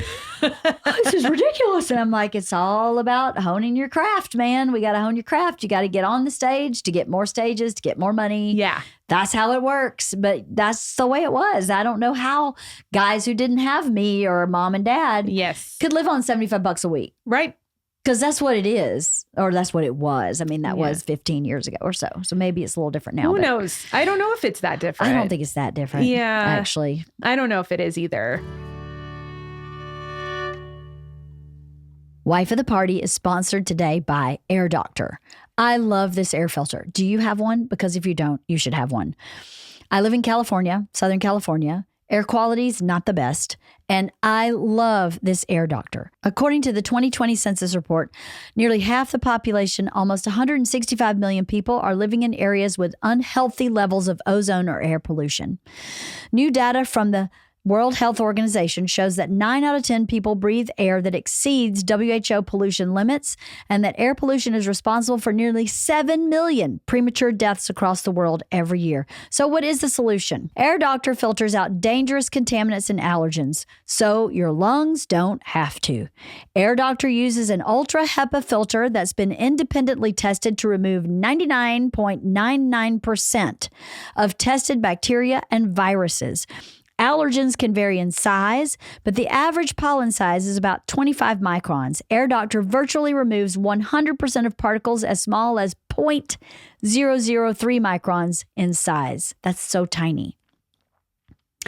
Air Doctor comes with a no questions asked 30-day money-back guarantee. So if you don't love it, just send it back for a refund minus shipping. So head to airdoctorpro.com and use promo code WIFE, and depending on the model, you'll receive up to 39% off or up to $300 off. Lock this special offer by going to airdoctorpro, airdoctorpro.com, and use promo code WIFE. So when you started out in Hollywood, what did you want to do? Well, I knew I wanted to work in either TV or movies. And then I realized movies just they weren't going to be enough. Like to shoot a movie and then see it come out like a year later, I think was going to be too much for me. So I really connected with TV. I've always loved TV. Mm-hmm. I've always just been such a big fan of television, good storytelling. So I knew I wanted to work in TV. I just didn't know what. Right. So I got into the NBC Page Program, which for me was perfect because it is the kind of program where you kind of like are there with a lot of recent graduates or people who are just making a shift in their careers, might be even a little older. And all of you are just trying to figure out what it is that you're interested in. Mm-hmm. So when I was working in the Page Program, the person who was in charge of the Page Program told me I should apply to do this events and operations assignment. And I was like, that doesn't sound like I don't know if I want to do that. And it turned out to be the best thing I could have done for myself. Really? It was events. It was fun. It was parties, And I was like young, and I would like help put together these parties and press conferences and it was the best way to meet people. I mean, in terms of like networking and getting to know other people, it was the best thing for me to do. But I tell people, if you have a very specific thing you want to do, it might be harder for you to find a path there. If you know you just want to work in TV and don't know what it is that you want to do, and you go in with an open mind, it's easier. But like, unless you want to be like a writer, or unless you want to be a director, unless you want to be a thing that's very specific, it's really hard to go into television with a very specific sort of thing in mind. Like if I went in saying, I just want to work in comedy development or in programming or scheduling or research, I think it would have been, it would have been to my detriment. So I just knew I wanted to work in TV. I didn't know what. And so I just took whatever I could get at that point. And then you got in events. And then I got into events. Yeah. And then I did that for a while, and that was so much fun. Then I was working as a coordinator when I got my job working for Conan. That's so cool. I know. It was really, really fun. That's really cool. Remaining open is the key, right? Yes. Because like, as you described how you got the job with Conan, the road kind of rose to meet you, right? Yes. That's how life is supposed to work for the most part. It's just effortlessly. Yeah. You know, you take the step and the road rises to meet you. It's super easy like that. Yeah. What's the hardest thing about working with Conan? Was there something that was really hard for you? I think not about Conan, but not for about you. Conan specifically, but I think the hardest thing for me, I mean, I was kind of a party girl. So I would, go out with my friends on like a Tuesday until 4 or 5 in the morning. Oh my God. And then I would crash on my friend's couch. And then the next day I would like have a kit. I always had a kit in my office that had like toothbrush, and it had deodorant, and I would borrow my friend's clothes, and one of my friends wore like a size 0, and I was trying to stuff my size 10 body into it, and so it was hard for me to, in the very beginning, to navigate just wanting to have fun in my 20s and having a legitimate job that I had to like actually show up for. That's hysterical. And I felt that from when I worked at NBC too. It was a lot of that. But and then eventually it just got into the job. Like if my job as Conan's assistant was what it was on day one, and it continued to be that forever, I think it would have driven me a little crazy. So it was also, the biggest challenge for me was finding ways where I could kind of change it, and it could shift, and I would be able to allow my job to kind of change with the way I was changing, but still do what I was supposed to do. Right. So, and I think that just kind of happened organically. You know, I think before it was, I was his assistant, and then it became like I was this sort of foil that he would use in a lot of the bits that we would do for like the show, and it would end up on YouTube. And then now I'm like his co-host on his podcast. So things just sort of changed organically. But I think that if it had stayed exactly what it was from when I first started, I don't know how long I would have been able to last in it. Right. Yeah. It was a relationship that was meant to be. I think so. Yeah. I really do. I think that he and I complement each other really well. I agree. And after all this time, working, I mean, I don't know if you guys, I'm sure, have an assistant. And I think that you realize they really just come into your life in like there are these strangers who just suddenly are a part of your life. And over all this time working for Conan, he's like a brother to me, and his wife Liza is like family to me. His kids are like family to me. I watch them grow up. So that's something I didn't expect. I didn't expect to care about him as much as I did. So it's very weird when the relationship shifts from like, oh, he's my boss, to like, oh, he's like my brother. Oh, but he's also my boss. Yeah. So I have to maintain that level of like awareness. I have to remember he's my boss, but he's also like a surrogate brother to me too. It's that's also a really big, challenging sort of shift to deal with. I would imagine. Yeah. Yeah, because I'm married to Bert. So it's, it doesn't matter what our relationship ebbs and flows in and out of. We're always connected because we're married. Yes. But you guys are together by choice. Yes. Right? You could choose to stay or not. Yeah. I mean, I could too in theory, but it's a different type of choice. Yes. Yeah. I didn't make a commitment to him. Right. It's just in front of God and like in the Baptist church, y'all. In the Baptist church, y'all. But it's also, if I left, it wouldn't be a big legal proceeding. It would just be like, I would just go off and do my own thing. Right. But it is interesting when, you know, you start off as someone's assistant and it's a professional relationship, and then it becomes a personal, like, I actually care about him. I care about his family. I care about him as a human being. But I also still have to look at him through a professional lens. Like, that's a big kind of, it was a challenge for me. Yeah. Yeah. Sounds like a challenge. It is. That's the biggest challenge. That would be the biggest one, I would imagine. Yeah, because there'd be times when I would disappoint him as an assistant, but I'd be like, get over it in a personal way, just being like, well, you're just being you again. But it's like, no, that's my job. I have to do my job. Like, even though I look at him as a friend and like family at this point, he's still my boss, and I still have to like make sure that I do what I'm supposed to be doing from a job perspective. Right. I understand what you mean. Yeah. It's I bet it's been a fun and interesting journey. It has. Yeah. It has been. I bet so. Yeah, it has been. I am very lucky. I love how things have changed. I love that I also, just as a TV nerd, to have been able to get the front row to like the Tonight Show, you know, change. And then to see him go on tour with him, and then see him start a new show on TBS. Just to be able to have a front row seat to all these changes in his career has been just so much fun for me. Right. It's such a great bonus. Yeah, I bet. Yeah. And it must make you feel really part of something. It does. You know, part of something. Yeah.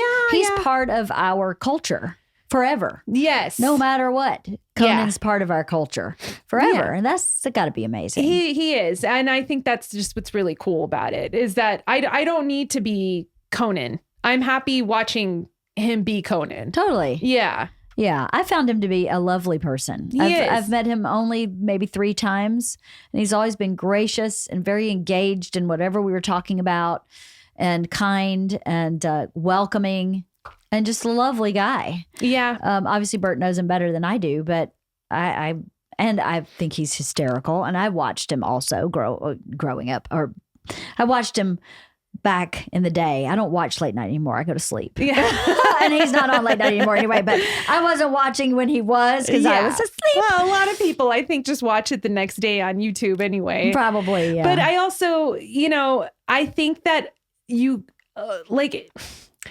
there's just so much adoration that comes with this field that he's gotten into, and to know that he's normal. And I think a lot of that the credit goes to his wife, who is a very normal person. And it's very easy to just get swept up in the celebrity of it all, and the fame and the glitz and everything and the glamour. But she's an incredibly just normal, decent, good human being. And she is his partner. She's not just like arm candy, you know. She's just brilliant in her own right.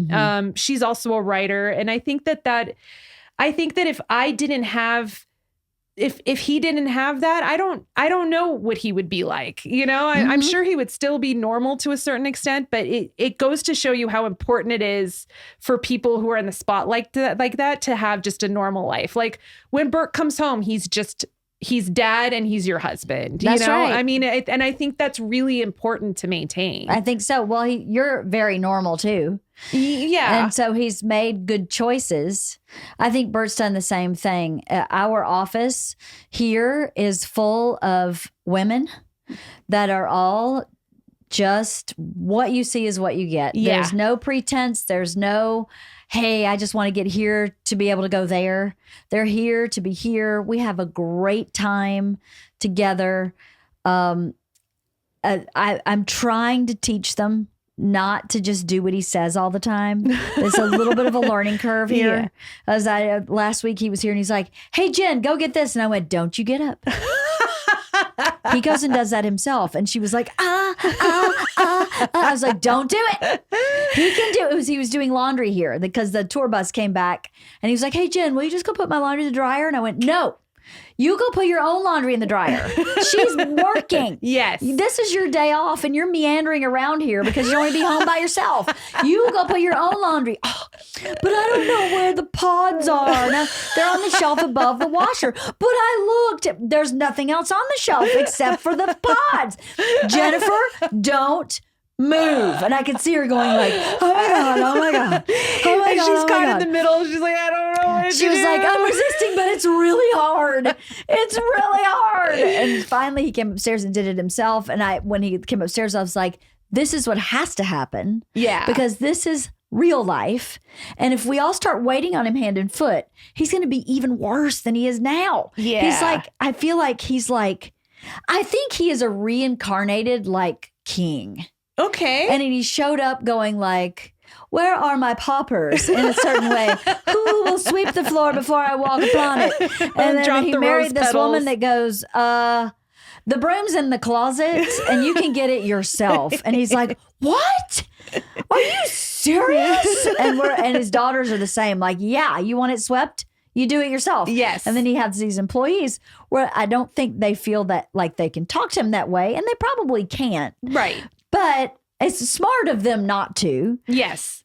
But I just don't want that to be happening here. I don't want him to show up and everybody's like Sycophantic. stepping, The worst fetching. thing is if everyone's sycophantic. No.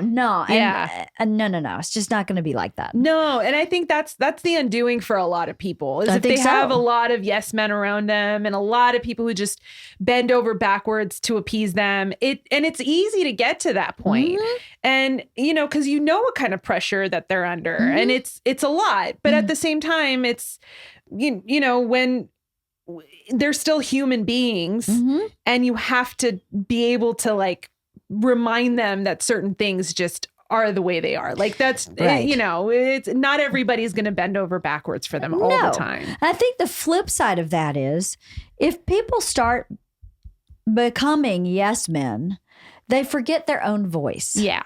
And the reason you hire someone or you have someone in your life in any relationship is to hear their voice. Because if you just wanted to hear your own, after a while it gets very limiting. It's very narrow. Yeah. There's no growth. There's no broadness to just hearing your own voice all the time. And then just have other people who reflect your own voice back to you is so boring and uninteresting and lame and losery and shitty. And if you start getting in the habit of yesing someone who has this huge personality like Bert, all of a sudden 6 months, a year, 5 years down the line, you don't even know what your own voice is. Yes. You're spending your whole time trying to know what his voice is before he speaks. Yeah. And you can't do that to yourself. Anybody in any job, if you're selling insurance and your boss is a jerk and demands stuff from you and you don't speak up for yourself, the same thing happens there. It's not just for stars or comedians or Yeah. It happens everywhere. You have to maintain your voice in an appropriate, respectful way. Yeah. And I think on a, subconscious level, Bert knew, not even a subconscious level, he knew that you would keep him in check like that. 100%. And there's a reason he was drawn to you in the first place. Yes. And I think that was a big thing for him, even though he didn't realize it. And it's very easy for girls and guys to just be like, I just want someone who's just going to like do what I want. He says it all the time. Yeah. And I go, Where do you think you'd be in your career if you had that? Exactly. You'd still be at the ha-has, over in like, I don't know, in like Yuma. Yeah. You just, there's no way. No. He says that all the time. I wish you just do what I ask. And I'm like, do you? Yeah. You want to try that for a week? I know. He would hate it. He would hate it. He would absolutely hate it. He would hate it. Yeah. Because as much as he might think he might want that, it's not what he wants. There's no way. No. No, he doesn't even know what he wants half the time.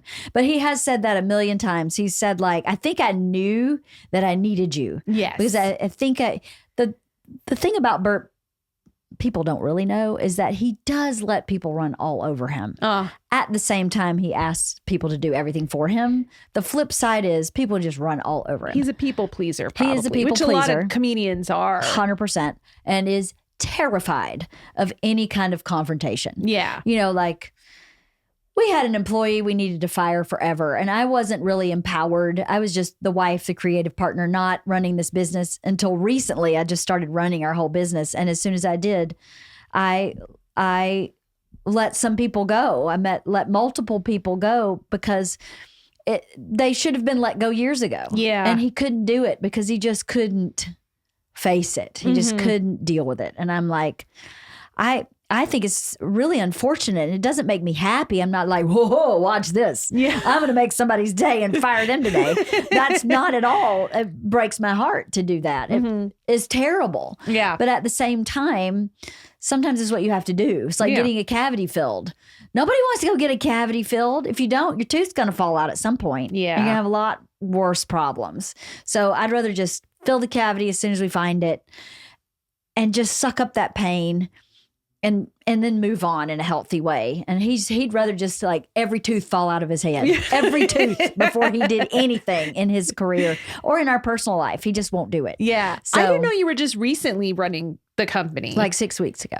What? Yeah. Wow. But you were always his creative partner. I mean, is it because you were raising your kids and, partly he's never gotten to this place. We've never needed as much help as we do now. Yeah. A year ago, we hired one employee, and then I guess this August will be a year we hired his assistant. So he'd never even had an assistant until last August. Wow. So I was doing a lot of his assistant work, which some of it looks like personal stuff and some of it's not. Some of it's straight up business. But he's always, he's super dyslexic. So he's never, our whole career, ever read a contract. He has a hard time really reading, understanding, and responding to emails in a clear way sometimes. He gets really overwhelmed. So I've always been doing all of that for him. But I've never empowered myself or asked to be empowered to make real business decisions because I've always felt like it's his path as a stand-up. It's your journey, right? But I don't know, about 6 or 8 weeks ago, maybe it was right after the Super Bowl, whenever that was, we both went, I think that my role needs to change. We both said it because there were so many questions being asked of him that weren't getting answered because he didn't want to deal with it. And they needed to get answered or things just couldn't move forward. And I'm like, well, I have the answer, but I don't want to give the answer because I don't want to be that wife who's like, and the wife said.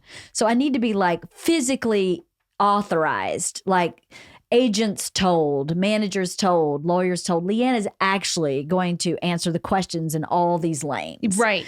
And so that it wasn't just me taking over, that it was something a little more official. Yes. Yeah. So I would usually answer the question anyway, but then, text Bert or text his assistant and go, here's the answer. And one of them would send the answer, which seems kind of stupid, but I'm just really aware of this being Bert's lane. I don't want it to be my lane. I want it to be his. And I've always wanted him to feel like it was his and not that I'm not essential to it. I am, and I understand that I always have been, but that I don't write his jokes. I'm not that. And I've never wanted anybody to feel like, well, his wife is really the one pulling the strings. You know what I mean? Yeah. And that is not true. And it's never been true. I've always just been a true creative partner. I've been the logical thinker to his completely nonlinear artistic brain. Well, the way you guys complement each other on a personal level also works on a professional level. And I think it makes sense. I think you need somebody who just knows you on a very, very basic level. And it makes sense that it's a spouse that is that would be taking that, especially since you have been involved. Some people want nothing to do with whatever their partner's doing. Right. And, that's just how they are. But I think that other people do like to get involved and it makes sense to me. I mean, I know this is a terrible example, but it's like Kris Jenner being the manager for all her daughters. Like she knows them better than anybody. Yeah, no, you're right. And that's the thing. Like you're able to take all of his weaknesses and all of his strengths and how to play to each one and you can run his company the way, he wants it to be run. Right. Which I think is a really powerful kind of thing. And I think anybody would want that. I mean, I think that just sounds so, it's a given to me. Like when you said you just started running it 6 weeks ago, in my head, I thought you were running it for years. No, no, I wasn't. And you know what Bert said when we first talked about this 6 or 8 weeks ago, I was like, I'm afraid it's just going to be all I do is think about Bert Kreischer. And I was like, in the beginning, I think it will be that way. But my hope is like 6 months from now, it's really just a like overseeing. It's not an everyday, all day, 40, 50, 60 hour a week. In the beginning, it has been not quite that much, but it's definitely a lot. Yeah. More than I was involved in it even just 8 weeks ago. Right. So, a lot of people on our teams really needed a boss, and not because they aren't capable or they aren't following through. Not that. They just, that piece you're talking about of knowing him at the base place. Yeah. They don't know. Right. So there's no way they can confidently make decisions because they needed a boss. They needed Bert or someone like Bert to say this way, not that way. Yes. Not because of any ineptitude on their part. Just because of lack of experience and knowledge where he's concerned. So when we were talking about it a lot, we have a friend who used to be in the Tom Cruise world and part of his camp, part of his professional world. And we were like, how does he do it? Yeah. I'm not under any illusion that Bert is Tom Cruise, but I was like, this guy's got it. He's doing something right. Yeah. So how does he do it? And she said his sister is his partner. His sister runs everything. Oh, I didn't know that. Because she knows everything. Yeah. She knows Tom Cruise from baby to now, and she has this holistic view of his personal life and his professional life, and that's how it works. And I was like, well, that's me. Yes. The only person that has that holistic viewpoint of personal and professional is me. Yeah. So the only choice then is me. So for the time being, it's me. Yeah. And I'm actually really enjoying it. What we said was, I might be surprised. The stress might decrease because I'm not in the background going, why hasn't this happened? Why hasn't someone answered this question? Why isn't this working? Yes. Why hasn't this been approved? Who's handling this? But if I'm running it, so to speak, then I know who's doing what and what's happening, what's the timeline. Right. And it's less stressful. And he's right. He said that. He was like, you may be actually less stressed out if you are super involved. And he's right. So yes. It was the right choice and it was at the right time because to be honest with you, I wasn't ready because I had 2 kids at home until this year.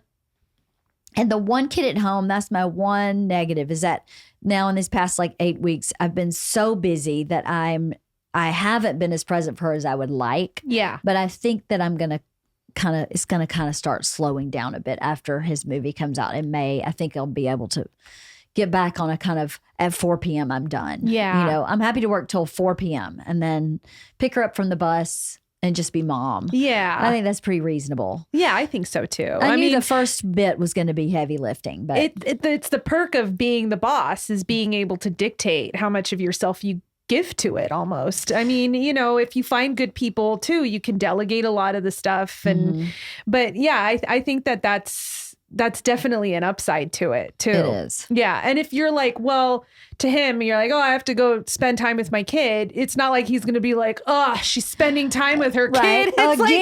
Like, it's his kid too. Right. What kind of kid is this? She's like a leech.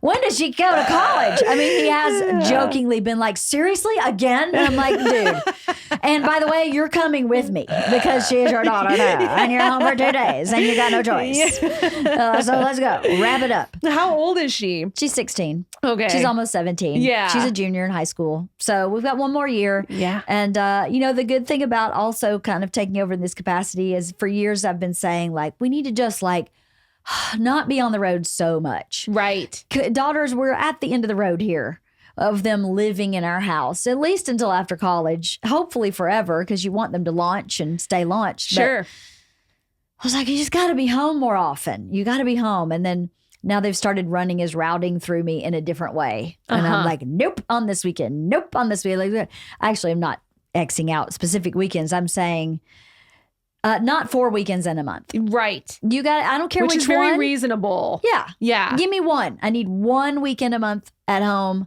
period. And we've been doing that for years. But last year they were like, okay, here's your 1 weekend a month. And then 2 weeks later, so the Super Bowl wants you to do on that one weekend. And I'm like, are you kidding me?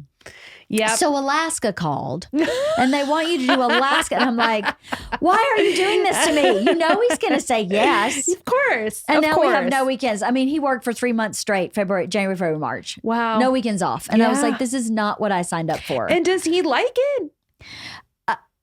Does he still like it as much as he probably used to? This is a complicated question. Okay. The easy answer is yes. However, if we could have a 5th weekend in the month, he'd be super happy. Yeah. So he doesn't want to, he enjoys every minute he's on stage. He loves living on that tour bus. He loves the creativity of stand-up. Nothing about that world has lost any shine or interest at all. But he's not here. Yes. That part, if he could do everything he's doing now and still be here, he'd be so fulfilled. And I don't know that he would need to be here all the time. When I got him on this 1 weekend a month, that seems to be perfect because it was really about 10 or 11 days straight. Yes. So a weekend sounds like 3 days. It's not. It's like a week and a weekend and then half the next week and then he goes again. Yes. So that seems to be great because he comes in, he kind of regulates himself. He gets some really good rest. He gets connected with the kids. We get connected with his sisters. We get connected with our family friends. Yeah. And then he goes back off again. Was that hard when the kids were younger? I mean, my husband works from home a lot. Mm-hmm. And then he recently took a job where he has to go on site. Mm-hmm. And I'm like, you're just not here anymore. And that's just a day. Yeah. But I think because I'm just very, like when I was growing up, it wasn't 50-50. It was my mom raised us. My dad went to work. That was how it was. Yeah. But now it's different in terms of how people approach parenting. So is it hard when he was young, when the kids were younger, that he was gone on, on the road and stuff? Or is it just sort of how it was and you guys didn't even think about it? Well, he started traveling when Georgia was 3 days old. Uh-huh. So it was always that way. Yeah. The thing that was different when they were younger, he was busy in a different way. When they were really young, he was doing that, he'd leave on Wednesday night. He'd come back either Sunday night or Monday morning. Right. So he was home Monday, Tuesday, part the day Wednesday. And I was working and we couldn't really afford a nanny. So we only had nannies when he was physically not home. Uh-huh. So when he was home, he was daddy on duty, like soup to nuts, like bath time, meal time, diaper time, everything. But then when he got the Travel Channel job, I could quit and just be mom. Yeah. So things shifted and he would be gone for like 10 or 12 days at a time, then home for 3 or 4. And he's still in those 3 or 4 days really plugged in, but I was always there also. Yeah. So we would, walk the kids to school and pick up, drop off. He still cooked dinner every night because I'm not the best cook and he's amazing and he loves it and enjoys it and thank you. Oh, what a treat. Oh, I hate cooking. So, but then as he got into this moment when the kids are in high school, and they don't really care if we're around because they're a normal high school teenager. Sure. He was like, well, if they don't care, I'm leaving. And I've been fighting that with him and going, that's not what you do. What you actually are when your kids are teenagers is an air fern. You're a plant in the corner that they always know is there. But once you got to be in the corner. Yeah. You have to be present. That's a great analogy. It's exactly what you are. They don't... You require nothing of them for your emotional peace. Yeah. Because the emotional peace with your children have already been built. It's already cooked, right? All through pre-K, kindergarten, elementary, middle school. That's when all those deposits are made in that bank of mom and dad. Once they get to high school, what they're supposed to be doing is learning autonomy. They're supposed to be separating. Biologically, that's what happens to them. It's not even like it's a biological thing. So for you to need something from them is unhealthy at that time. Not that you don't need them to clean your room, their room. I'm not talking about chores. I'm talking about that back and forth emotional piece that happens with parents and kids. Once you get to teenager, you need it, but you have to really temper yourself. You have to kind of know when to apply it. Yeah. So like what we kept doing from kindergarten, we would eat dinner together. And at dinner, we always said three things. What was the favorite part of your day? What was the least favorite part of your day? And what are you grateful for? Every day. And that was my super secret, super spy way of seeing what was going on at school when they were little. Because the least favorite part of the least favorite part of the day is all I was really interested in. Because that's going to be when you find out they're getting bullied, they failed a test. You know, if we're all honest about that. Yes. That's my little super secret, super spy. That's great. I'm going to use that. You should, because it's been one of the most amazing experiences of parenting. Yeah. Is that because it shows them that I have shitty parts of my day and that I can still be grateful for something. And when we say, what are you grateful for? Our requirement was that it is anything. Yeah. I'm grateful that I had an eraser in math class. It doesn't have to be I'm grateful for food or my health or whatever. They can, but it can be I'm grateful that so-and-so smiled at me. It can be the stupidest thing. Yeah. We don't need it to be, you know, some amazing revelation. But that parenting habit we kept through high school. And we didn't always eat dinner together because lacrosse practice, taekwondo practice, people got shit going on. But we always hit 2 or 3 nights a week still where we all sat down and had dinner. We all asked the same 3 questions. So it wasn't new. It wasn't like a teenager showed up and now I'm questioning you. Yeah. Same question's been happening since kindergarten. So that piece kept us emotionally connected. And then you just have to be an air fern. You have to be there and be available and be open for when they need you and let them tell you what they need. Yeah. But Bert was like, well, they don't need me. They don't want to spend time. He took all of that very personally. Right. And as much as I tried to partner with him and help him see that was maybe not the healthiest perspective for him or for our kids, that was very difficult for him. So I think his solution to that was to work more. Yeah. And I don't, who's to say if that was the right choice, to have him home and tantruming with them like, you don't spend any time with me. Yeah. Probably not a great call. Being on the road might have been better. Right. I would have loved for him to have been the air fern, but there's nothing about that guy that says air fern. Right. So nothing. Right. Do you ever feel guilty sometimes that you're like, sometimes my husband, because my husband's into martial arts, he does karate, and he does his karate like 3 nights a week. And when the boys sleep and I'm by myself, I feel like I should feel guilty at how happy I am that I'm by myself. No. You know what I mean? Yeah. You're like, well, I got married. I should want him around all the time. But I'm like, I really like this. I really enjoy my time by myself with the boys asleep. I don't have to do anything right now unless they wake up, which, you know, most of the time they don't. So I'm just loving this time on my own. And that makes you feel guilty? It doesn't, but I feel like I should feel guilty. No, you should not. Okay. 100% you should not. Yeah. Literally, Bert, Wednesday night, they'd be like, okay, bye-bye. Okay, bye-bye. Bye-bye. Bye. See you Monday. Love you.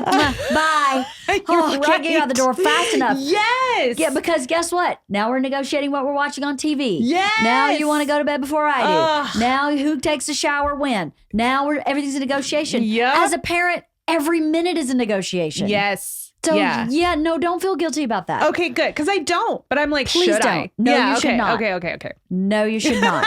And you should also, what you're saying about the wedding, I totally hear you with that. And I think you're right. You're not wrong in thinking that way. Yes. Just find a way to baby step away from that. Because let me give you this piece of advice. Some of the most important moments in my kids' lives is when they were alone with their dad. Uh-huh. And mom was unavailable. Yeah. So then, and I don't mean like while I'm at work. I mean like for extended 2-3 day trips. Yes. Where mom is, you can call her on the phone, but maybe not.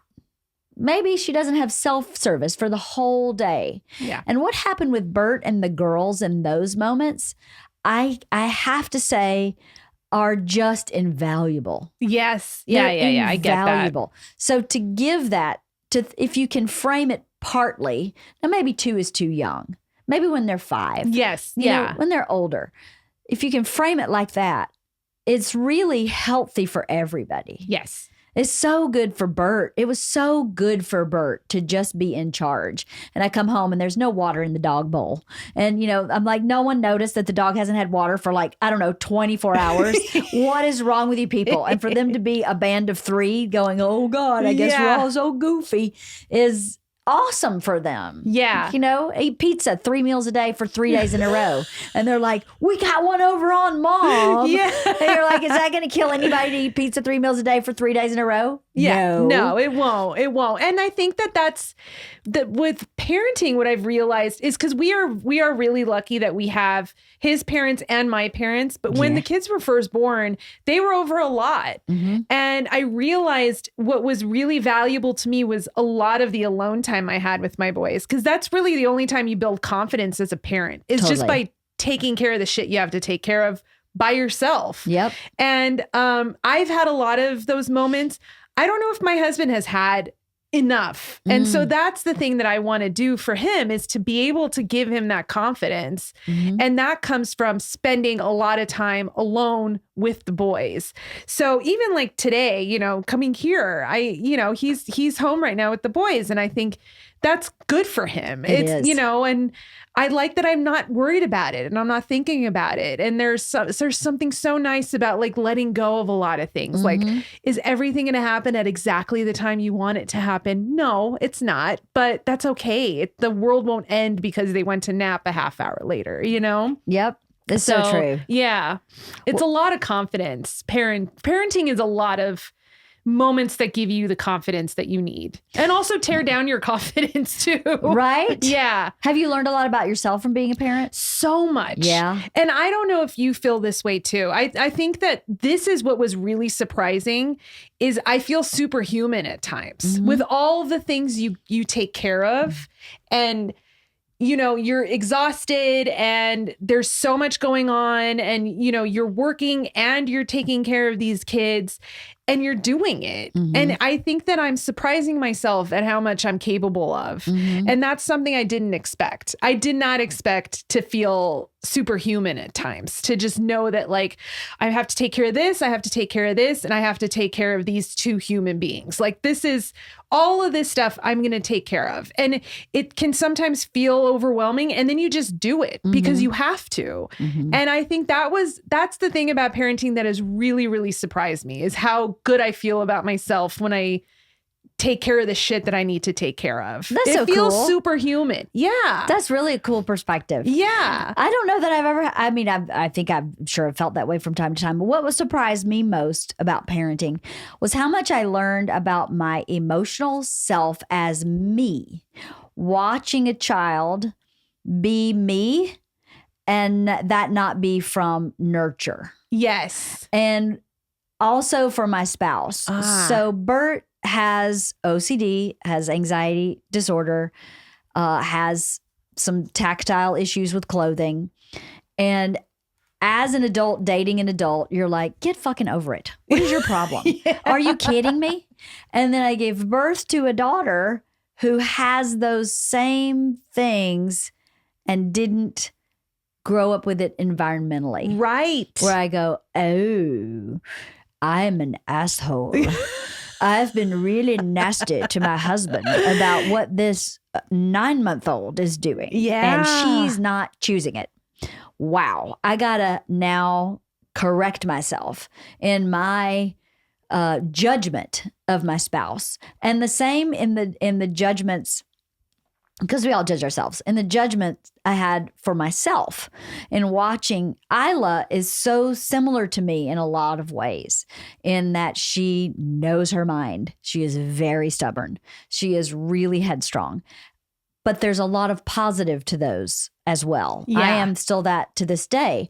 The stubborn sometimes gets in my way, but the knowing myself, knowing what I like, and being very confident in that, I watched that in a little girl who did not want to sit in a high chair and was like, you can just take 2 middle fingers right up the nose. I will not be sitting in this high chair. Yeah. And to reflect that onto myself, because Bert had said to me many times in our marriage that I act like that figuratively. Right. And I'm like, you don't know what you're talking about. And then I watch her do it and I go, oh, that's what he's talking about. Yeah. Oh, wow. I see it now clearly. Have you had stuff like that? Oh, have you? My God. And you know why I noticed it more? Because I'm raising both of them at the same time. Interesting. So the two of them, they're both boys. They're both growing up at the exact same time. We're doing the exact same thing with both of them. I mean, it got to the point where like I would pump and then I would hold the bottles, and there were 2 bottles, and I would make sure that it was completely equal. Right. You know, I everything that we do with them is the same. Right. They are 2 completely different people. Yeah. You know, and I think I noticed it just recently on Sunday. We went to this outdoor sort of restaurant that had a kids play area, and we sat right next to it. And my 2 boys, Mikey and Charlie was within 6 feet from us. He never strayed from us. Mikey was like working the room. He was walking around. And if we turned away for a second, we'd turn back and we would not know where he was. And that's what I was as a kid. That's how I was. Right. I got lost constantly because I just was like, I just need to explore where I am. But my brother was like, I'm staying near my mom. I'm staying near my parents and what's familiar. And to see the 2 of them and to just see it play out at the same time, you're like, they're 2 completely different people. Right. And we can only control so much of it. Yeah. But they are who they are. Yeah. And, you know, Mikey's me, and Charlie has a lot of his dad in him, but also there's a lot of me and him, and me and totally. Charlie, and yeah. me and my husband and Mikey. So I think that is one of the most surprising things is we do everything the same for them. They sleep in the same room, like everything's the same, but they're just, especially now we're noticing they're 2 very, very different people. Totally. Yeah. But do you self-reflect from watching that? And that's a good question. Like, because I literally from the beginning, when Georgia was born, started doing that. Like some of the stuff that Georgia, even as a little bitty baby, would get so upset about stuff. And I go, this is how her dad acts. Like what I was saying at 11. And we're really dealing with a 2 here. Yeah. I don't understand the 11. And she would go to 11. And I'd be like, what is actually happening? And then as she was able to talk and communicate, she would say things and I'd be like, it's as if Bert had his hand like up her diaper going, bop, bop, bop, bop, and talk is bizarre.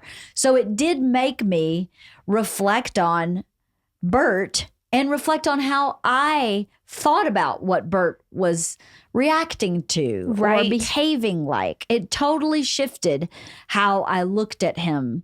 And not that I was like, before they were kids, like, this guy's a lunatic. But there was a lot of it where I was like, I don't get it. I don't get it. Yeah. And then when I got that I'm not supposed to get it, this is a wiring thing. Yes. It made it easier to deal with Bert. Yeah. I think that with me and the boys, it is some self-reflection, but it's more, I understand my mom and even my husband's mom a lot more. Oh. And I think that, so I grew up, I had an older brother and we're an ethnic family. So he got a lot more leeway than I did with everything. But also my mom sort of not took care of him more, but was a lot more attentive to the things that he needed. And I think it was because I didn't allow her to be attentive to me. I was very, very independent from a very young age. And so I understand my mom a lot more now. I also understand how challenging it can be to raise boys. You know, I mean, you want to do everything for them. And I think that especially when you come from a cultural background where, you know, the moms do a lot for their boys, sometimes too much for their boys, you know? And I think that I understand that dynamic a lot more than I did before, the dynamic between my mom and my brother and my husband and his mother. I understand that dynamic, but I also want my kids to be a lot more independent. And I want them, I don't want to get to the point where I'm like, you know, I'm making them choose a college near us so they could still live at home, you know? Right. And I want them to move out of the house before they get married. And I want that kind of stuff. So that's where I differ from, like, my mom would have been happy if we were just living with them in the house until we got married and then moved on. And I was never going to be that person. Right. You know, my brother could have been that person. Right. And I think that's the difference, is I'm understanding. And I think that my mom and I have always had such a cultural and generational gap. Mm-hmm. And I think that after motherhood, I understand her a lot more. That's you know? great. And I think that that's a big shift for me, is that I'm not only understanding her a lot more, but I'm working towards understanding her a lot more. Like, she was raised to be a wife and a mom. That's just how she was raised. Mm-hmm. So the idea of having a career for her was not something that she needed, or wasn't something she was expected of her. Mm-hmm. But then my mom would always go to the nearby community college and just take classes. She wanted to learn how to reupholster furniture. She wanted to learn how to do stained glass art. She wanted to learn ophthalmology. She just wanted to take an English class. And I'm realizing now why my mom was constantly trying to improve herself. And it was for us, and it was for herself. But it was also a lot for us to, like, show us this example of, like, you can constantly learn things. And I think that I appreciate her so much more than I did growing up. Right. You know, because, you know, you have daughters. The relationship between mothers and daughters can be very complicated. Yes. And there could be a lot of friction sometimes, and it's inexplicable and it's weird, but it's also a very beautiful and necessary relationship too. I mean, you know, it has taken a while, but I've definitely started looking at her a little differently. That's so cool. Yeah. That is really, really cool.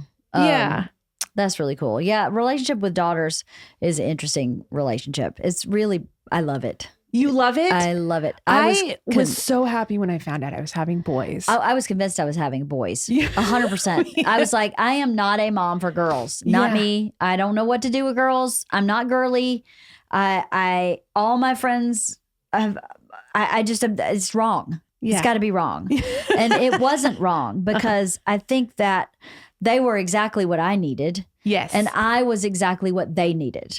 Based on their genetic makeup that is Bert, I think they needed a mom that was very kind of male energy. Yes. I mean, Bert, we've always joked, internally, he's the girl and I'm the guy. Like in our wiring, in our emotional life. Right. Well, he still wants them to need him. You know, yes, right. He's very feminine in that way, in that he's very emotional. He's very reactive. And I don't mean women are like that, but if you're talking about masculine or feminine emotions, feminine tends to be a lot more emotional. Masculine tends to be more logical. And I'm just a logical mom. I'm like, if A plus B, then C. You choose the behavior, you choose the consequence. Here's the consequence. There's no more discussion. That never came out of Bert Kreischer's mouth, ever.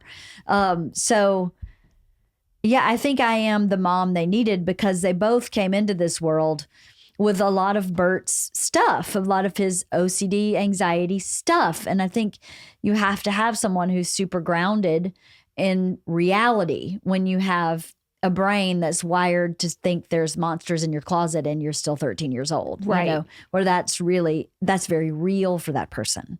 And to have someone who's not like, you know, their dad it's always like, well, then fucking don't sleep there anymore. You just sleep in the living room. That's what you do. And I'm like, that's not what you do. That is a maladaptive behavior. You have to teach them to cope and to teach them to calm down their brain when they go into, oh, then fuck that. Where are you going to go? Let's get a Winnebago. We'll just sleep in the yard. And I'm like, dude, no, this is not correct. But anyway, yeah, we've been talking for 2 hours. Has it been It's been 2 hours. Which I'll keep talking, but I feel like I've had you for 2 hours. It's a long time to ask I you. didn't realize. I mean, I just got sucked in this one vacuum. It was, I know we met once, but we didn't really talk, because Bert and Conan were talking. They were a talking. lot. Yeah. And I'm surprised at how easy it is to talk to you. Well, right back to you. Yeah. Very easy to talk. Well, Leslie emailed me and she was like, any interest in talking to her? And I was like, of course. Yeah, 100%. Oh, that's nice of you. Thank you. I was like, I would totally like. She said, I just think you guys would hit it off. Yeah. And I think it would be an easy conversation. I was like, if you say so, then I am 100%. She was nice when I met her, but absolutely. Anything Leslie says, Leslie could say, there's this navel lint. I think you're going to talk, you're going to have Sona talk to this navel lint. And I go, let's do it. You know, Fidel Castro, I know he's dead, but he's coming in back from life and you could talk to him. I'd go, whatever you say, Leslie. She just is such a great person. You know, and I think that certain people that I've talked to, especially about parenting, a lot of people have given certain advice and things and everything, but there's things people sometimes tell you that just stick, that get in there and then they stick in there. And you've said some things today that are stuck. Really? Yeah. And I in a good way, not like stuck, not a negative way, but like in a good way. And I think that is, it's so nice because it is, you know, parenting, being a first-time parent is so hard. It's a lot. And it is. But it's also beautiful and it's fun. Yes. And it needs to be. It is. It is. Yeah.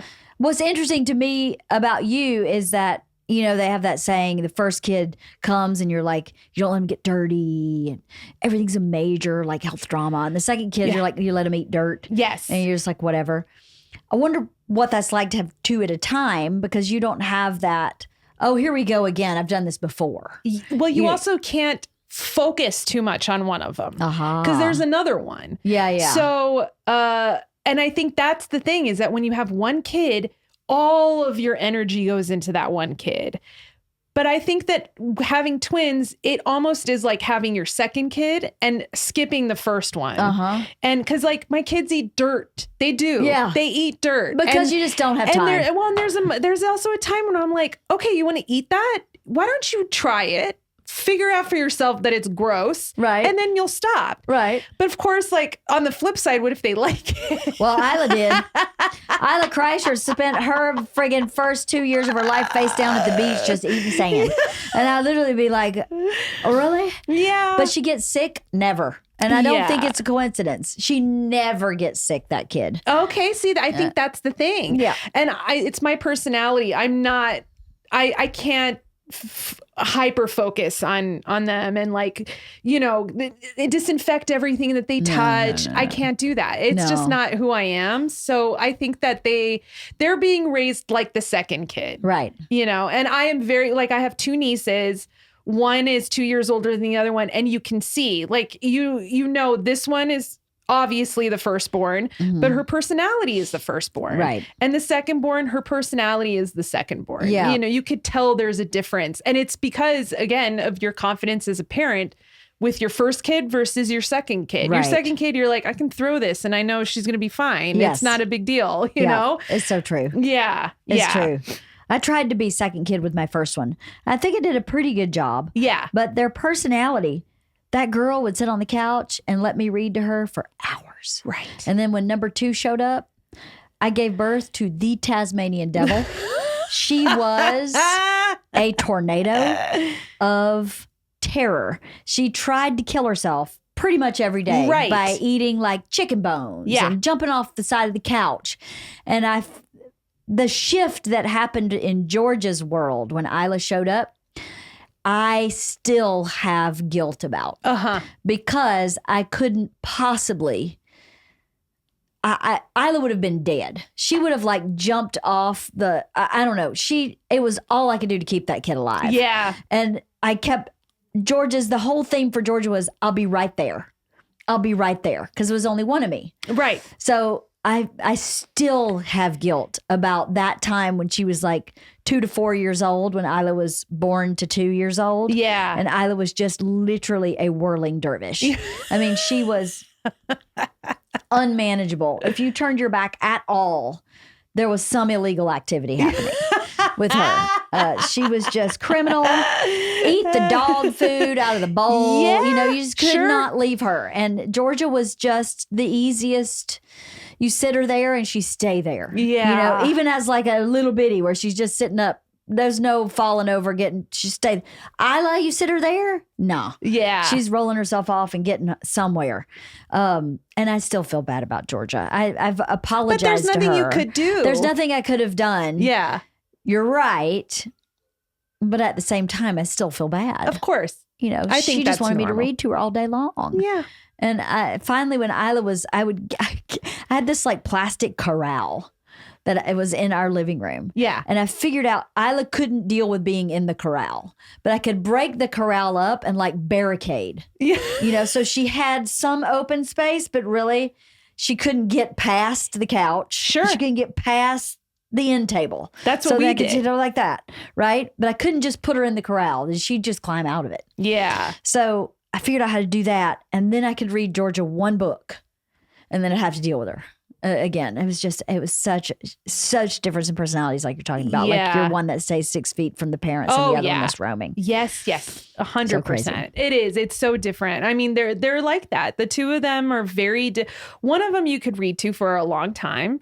But that's another thing. Like I feel guilty that they have to share attention. So at least Georgia's your oldest. Yes. So at least she had those couple years where it was just her. She did. And I mean, even though Isla never did, but at the same time, you gave her a lot of attention because you had to. Uh-huh. These boys have to just share attention. Yeah, neither one of them is going to have all of our attention because we just can't do it. Yeah. So sometimes I think about my husband should take one and then I could take the other one. And then I don't know why we don't do that. I feel like we should, you know, like one weekend he'll take Mikey one day, I'll take Charlie. And then the next day we'll just flip it. I feel like we should probably make more of an effort to do that. Right. Yeah. It's hard to do that.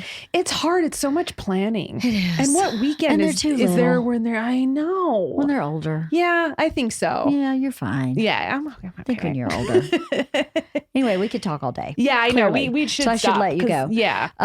Thank you so much. Thank you for having me. Well, I can't wait to read your book. Okay. It's really easy read. Is it? It's not Tolstoy. Yeah. it's a really easy read. I'm interested. I was going to bring you one. Oh, it's okay. I'll buy one. I'm so sorry. I'm happy to support. Oh, that's really nice of you. One. I mean, I had them. I was going to bring them with me and I completely forgot. No, I'm happy to buy one. Okay. Happy to. Thank you. Yeah. So thanks for coming. It was a great conversation. I know. This was so much fun. Thank you for having me. And I'm guilty. I have not listened to your podcast with Conan. That's okay. But I'm going to have to.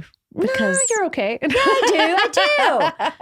I'm so bad. I don't listen to any other podcast. I just make my own, which is terrible. Funny? I'm the same. I think people just assume if you're in podcasting, you like listen to podcasts. And I can't say that I don't. I don't either. Listen. Well, that makes me feel better. Yeah. Because then I know you haven't listened to mine either. Yeah, so that's perfect. I know. I love that. Good. Okay, we're even. I feel great about that. Well, thank you again for coming. Thank you. Thank you.